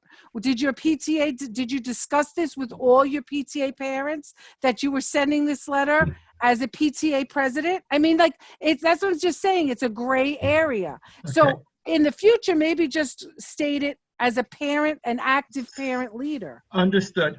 So listen, Tawana and Anna Marie want to make a comment, but I just what I would have personally done, and I'm not saying that you mentioning that you're a CEC 25 treasurer is wrong. I just would have put the disclaimer and say, look, I am making this statement as a parent, and I want to be clear that I'm not making this statement on behalf of the CEC. But, you know, let's see what, you know, Tawana and Anne Marie will give you the opportunity to speak. Anne Marie, you want to go first? Because I don't see Tawana. Are you here, Tawana? I actually. Yes, hi, I'm here. I'll wait for Anne Marie to speak first. Thank you, Tawana. I'm sorry. Thank you, Tawana. No problem. I basically was going to echo what you just said, Joe, that basically if you're writing as a parent, you're writing as a parent. And at the end, if you wanted to stay, I'm not saying this as my position on these other things. I'm writing from myself. It should have been a little bit more defined, but I hear what you're saying also, Rashmi. But also the part of the end where you're writing it from many parents also kind of made me think that by stating those things in the beginning that you are representing more than just yourself because you signed it from multiple parents, if I recall. So I agree with how Joe said the wording could be, you know, a little bit better to kind of make it clear that it's not on behalf of anybody else, but just yourself. Just the wording was, that's it. Thank you. And I'm sure it wasn't intentional, Rashmi. Right, no, that doesn't come across at all, but nowadays wording is everything, right? How you say things, it's up to interpretation from other people, so you really want to cover all bases. And I see that you did try to do that. You said you showed it to other people, but when you work in fields where you have to look at those things like Christine governments, or, you know, when you're representing an agency, you kind of look at those things a little differently. Understood. Tawana? Yeah, so I would just basically echo the same statement. I feel that there probably wouldn't be a problem with Rashmi mentioning her involvement with the CEC as long as she does state that it's her own personal view in the letter. I'm not a legal expert, so I may be wrong, but as long as she covers the bases, and if anyone was to try to come after her or approach her afterwards and state that she did try to represent CEC as a whole, it's already worded to let them know that no, she was only speaking for herself. I don't know if it's too late for her to reword the letter. I believe it was already submitted. Mm-hmm. Rashmi, was it already submitted? It was submitted, and Okay. I don't think I see what Joe and everybody else, the council member, are trying to. They want to be more definite. It is not definite, but it can be fought both ways. It says here, write this letter as a parent on behalf of all those parents who signed this petition. So that pretty much says that people who are signing this letter is what they are talking about. It does not get signed by CEC 25. If you really want to look at it. Understood. But if you look, Victor Lee signed the letter, but he made no representation of being on the CEC. So that was the point I wanted to make. And again, I'm not saying what you said was wrong, because you are who you are and that is your position. I just would have put the disclaimer that it is not a statement being made on behalf of the CEC. So this way, nobody comes to us and says, how did, you know, I was not made aware of the letter. We can talk about the contents of the letter, but I was not made aware of the letter. And at reading it, I thought it was a letter stated on behalf of the CEC, that I had to go back and reread it. So that was my first impression. Okay. Yeah, I think it's very good that Rashmi wrote that, you know, she was in her second sentence. Like, I think her second sentence really clarifies the people who are the signatories. So I think that's it looks very, you know, I hear what is being said, and I, of course, this is important. But in this case, this looks fine. Okay, so moving on, I'm not sure. So we have not decided as a CEC if we want to make a public statement regarding some of the contents of this letter. I've not heard any motions to make a decision as a CEC. Personally, I understand what is stated in the letter, that the parents want the schools to open. They want a rigorous education. But the part that got me a little off was the portion about the remote platform. And there was no discussion. And we are 48% of the parents want blended learning, right? So they were not represented in that letter. So that would be the problem that I would have. No, that's fine, Joe. This was just meant for those parents who were very riled up and I needed to voice their opinion on the table. So this is all the sentiments of people who signed it. So can I just say one last thing about this that I think is important, is that Julianne, I understand what you're saying, but when I start a sentence, I am the superintendent of District 25 writing on behalf of blah, blah, blah.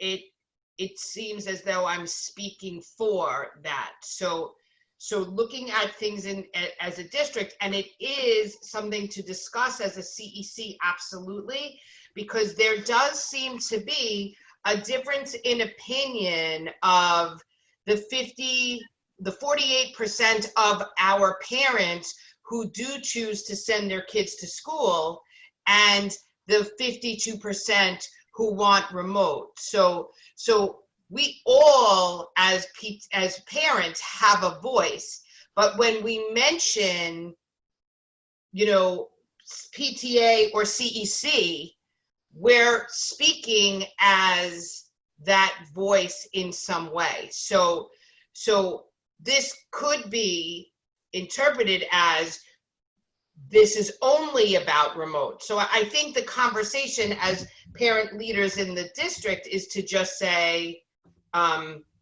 either, mention this, or don't put your titles at all, right? You could say, I write this letter as a parent on behalf, of those parents that signed the petition. And as a parent leader, of course you should do that. People come to you, write it, but when you mention those other things, because I do know that the principal also said, well, does the full PTA feel that way too? Does the parent body feel that way too? So it is a communication thing. And that's all I'm saying is, our voices as parent leaders are heard, and we should use that to communicate, right? And we should be those people that parents come to for a voice. But I also think, and because I was there when Joe did speak, he was introduced at a forum as the CEC president. And there were people at that meeting around the homeless shelter.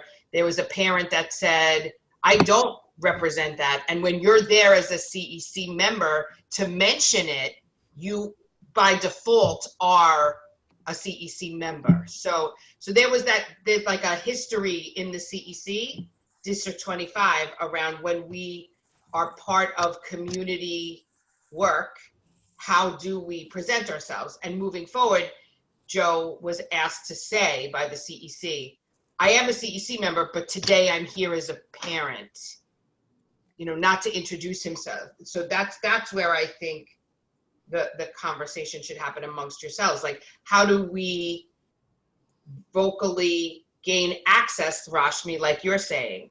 Like, somebody might just put this aside, right? But when you say you're a PTA president, CEC president, somebody looks at it differently. So what do we agree on as a group of parent leaders, how that should look? I think that's the conversation that you guys should be having. Like, so if I'm going to say I'm a CEC member, when do I say a CEC member and when do I not? So clearly, if you're going to write on behalf of the 52% that choose to go remote and mention as a CEC member, does it, as a board, do you want that kind of discussion? Because there still are, there's issues with teachers, and you heard the teacher, the parent today saying, I didn't like that I was at a meeting and teachers are pushing remote. Do you see what I'm saying? So like, to just be careful as community leaders and how, like, to gain that understanding of the needs of the community as a whole, if you're going to use your titles. Yeah, I personally would have asked, look, is it okay if I sign off on the letter because I'm going to name my position on CEC? But again, I still learned from that experience with the homeless shelter to be very cautious about what I state and how I state it. And Yeah, Rashmi, I know, I don't think that you did it. I'm not saying, I'm not trying to attack you.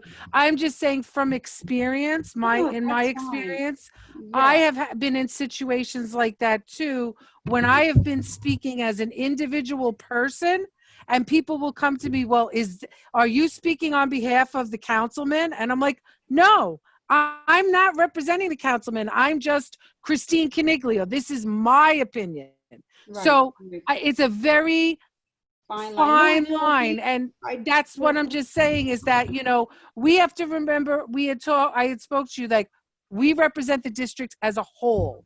Right. No, I totally get it. I appreciate it. And I totally get it to educate me. I know you and Joe and Danielle, you guys are here to guide new members, so I totally understand it. But I do want to understand in terms of one thing, because now it's brought up here.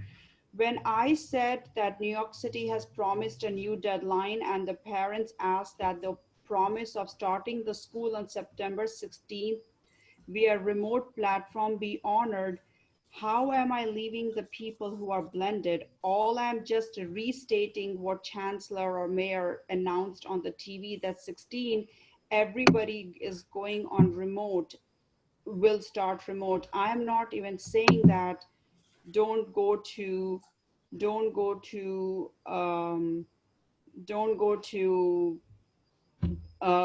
blended, start remote. Then my last sentence just makes it very blanket statement saying New York City education system cannot delay to teach our children. So that kind of makes honors remote and blended. And then the first highlighted one, when I say, or not all these parents saw this letter. So when they say that we, the parents, ask that teaching/engagement start on 16th, as the leaders are still talking about making in-person safer, because they are still talking about it and we all know that. And then all it says that you said 16th and honored that. So I don't think my wording, unless I'm really off, I don't think my wording leaves the people who are in blended learning, right? So I understand you explained yourself. I get it. My interpretation, I read it as a whole, and I interpreted it as just for remote, especially since the word remote was highlighted and put in bold, platform. And we know that the issues we're having are dealing with the in-person, the blended.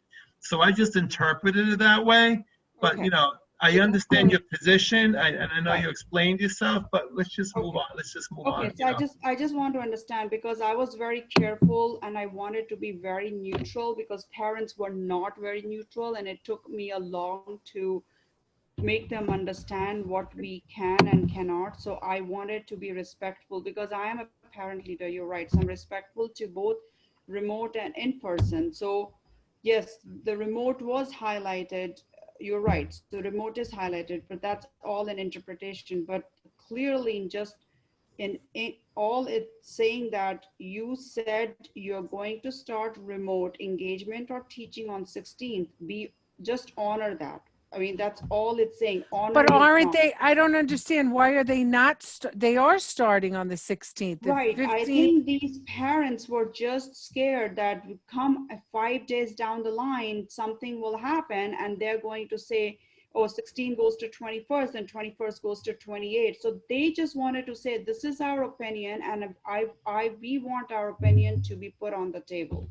That's it. But I think that's anticipating a problem before there is a problem. Well, But Christine, I disagree. I mean, I think that, one of the things that I do say is the whole concept of parents basically saying, you're committing to this date, we want to make sure you send that date. Parents have a right to say that. I mean, it happened to them. I think the mayor was very clear in that he was going to wait until the end of August, beginning of September. But overall, it was really a shock to parents that it was delayed for 2 weeks. So I get that point. I don't see that that's, they're just basically saying, you say you're starting on this date, and the expectation is that you start on this date. And Tawana made a nice comment. She said it's good to be proactive. And like I say, I'm not disagreeing in terms of education, both blended and remote. I just interpreted it as, you know, the way they stated, that it was not for the blended. Okay. Does anyone else have any comments, questions, or concerns? I do, actually. So I just want to say, for me, is I understand that we can push back, and bottom line with Rashmi is that we just there's some parents that want to express their viewpoint that, you know, you cannot, you moved it one day, that's fine, but just don't keep on doing it. That's the whole point of the letter, saying that parents understand that we were informed first it was moved, but all the things that's happening, just don't keep on doing it. That's basically the gist of the letter. Don't just commit to the date and just move on. For my personal experience, I took off this week to get my kid to, I had to postpone it, change it. So what I'm saying, I may not be the only parent to make plans against that date, and if they come on pushing it, it just may create a problem for parents, that's all. Second thing, Joe, so with the letter, how should we start? I just want for clarity in case that we do need to write something as parents again. How would you start off the letter for Rashmi's letter? You would say, this is not a viewpoint of CEC District 25, something like that, Yeah, and then start off with it. And put the disclaimer that I want to be clear that this position is not the position of the CEC, and then by no means was, agreed upon by the CEC. You need to put that disclaimer in there, right? And just one thing, Victor and Rashmi and everyone else has to understand, it's not the district's decision, it's not the superintendent's decision, or even the executive superintendent's decision to open or not open the schools on the 16th. That's something that the mayor and the chancellor only can decide. Correct me if I'm wrong, Danielle, right? So it's not, I understand what your position as a parent is, but ultimately you addressed it to the right party.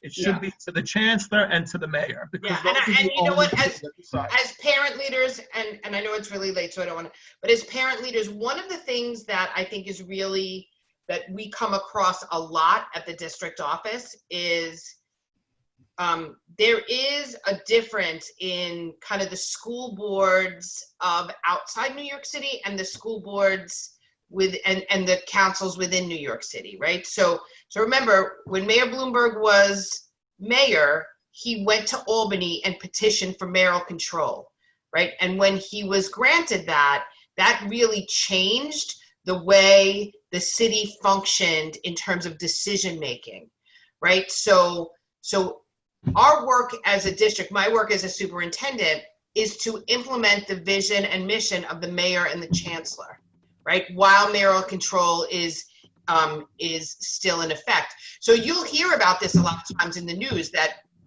every couple of years, mayoral control goes back up to Albany for a decision making, and they just recently extended it, I do believe, until the end of this mayor's term, and then they'll revisit it again. But during that time, and this is one of the reasons why, as such a large agency, we need to make sure, because it's the mayor and not individual districts, that we open together. So I had a conversation with Rashmi last week because it was something that she needed to clarify for parents, in that parents didn't understand. And I actually saw some comments on Facebook too, that when the mayor announced that, they said, Domingo closed the schools.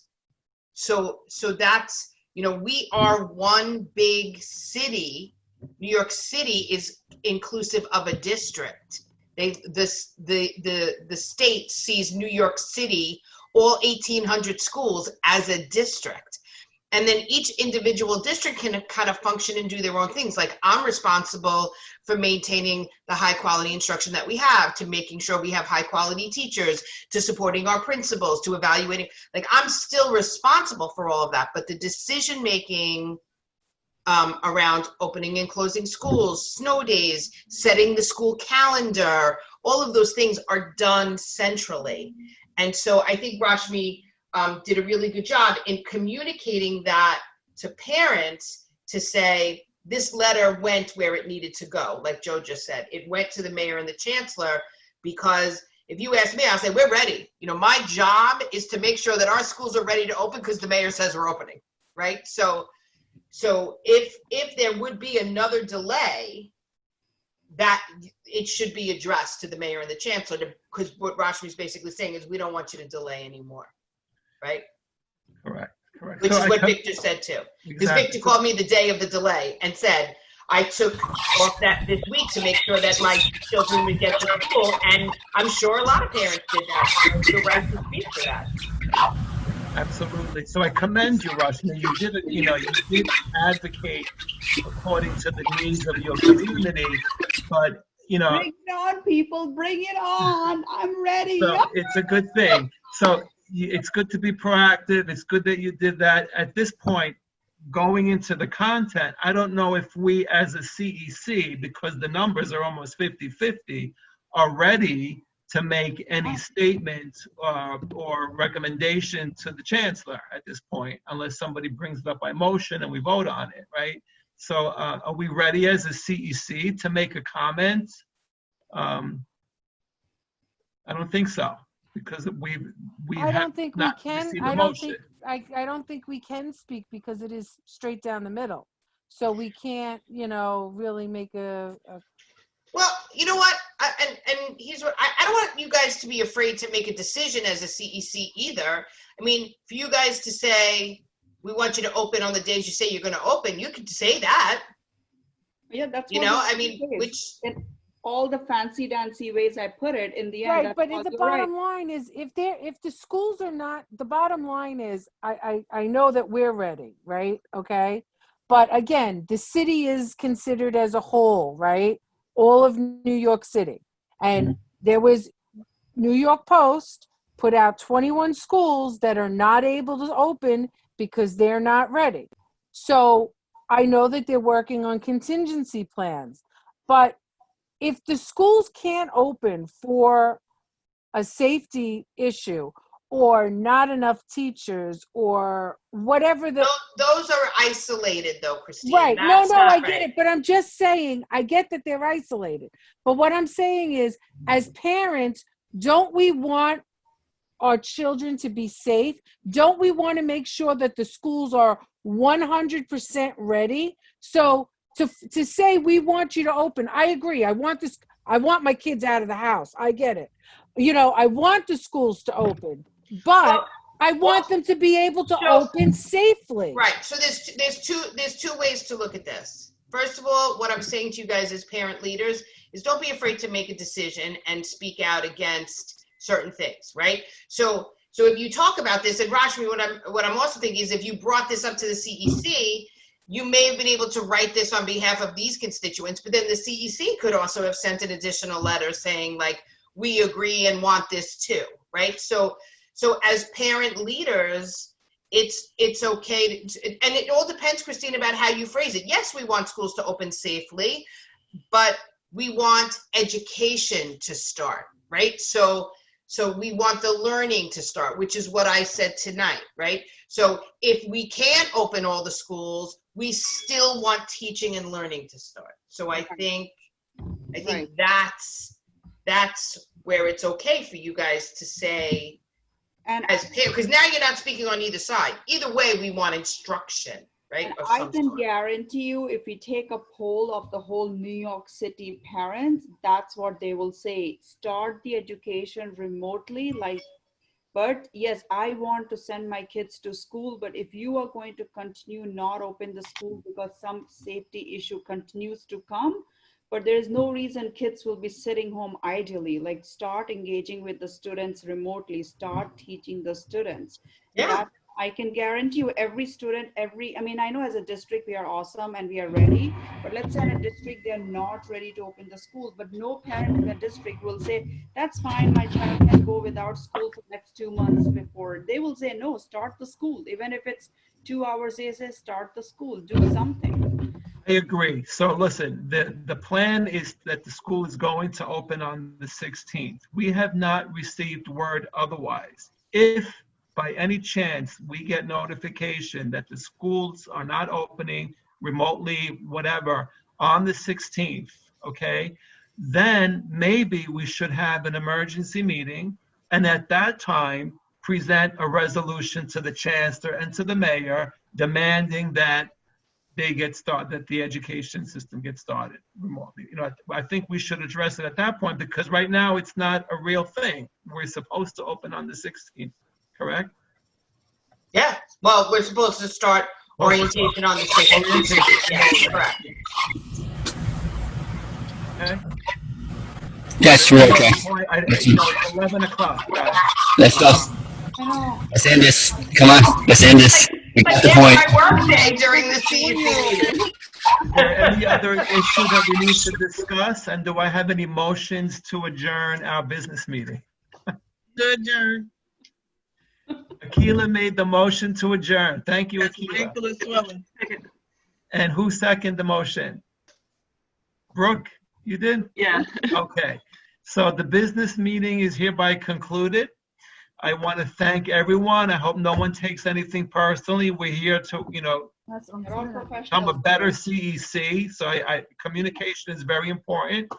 And I look forward to, if we don't open, maybe we'll call an emergency meeting. And if we do, then I look forward to seeing you at our next meeting on October 7th. Or actually at our next touch base, next Thursday at 6 p.m. Okay?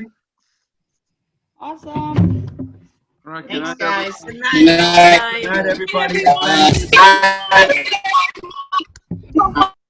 Good night. Thank you. Good night.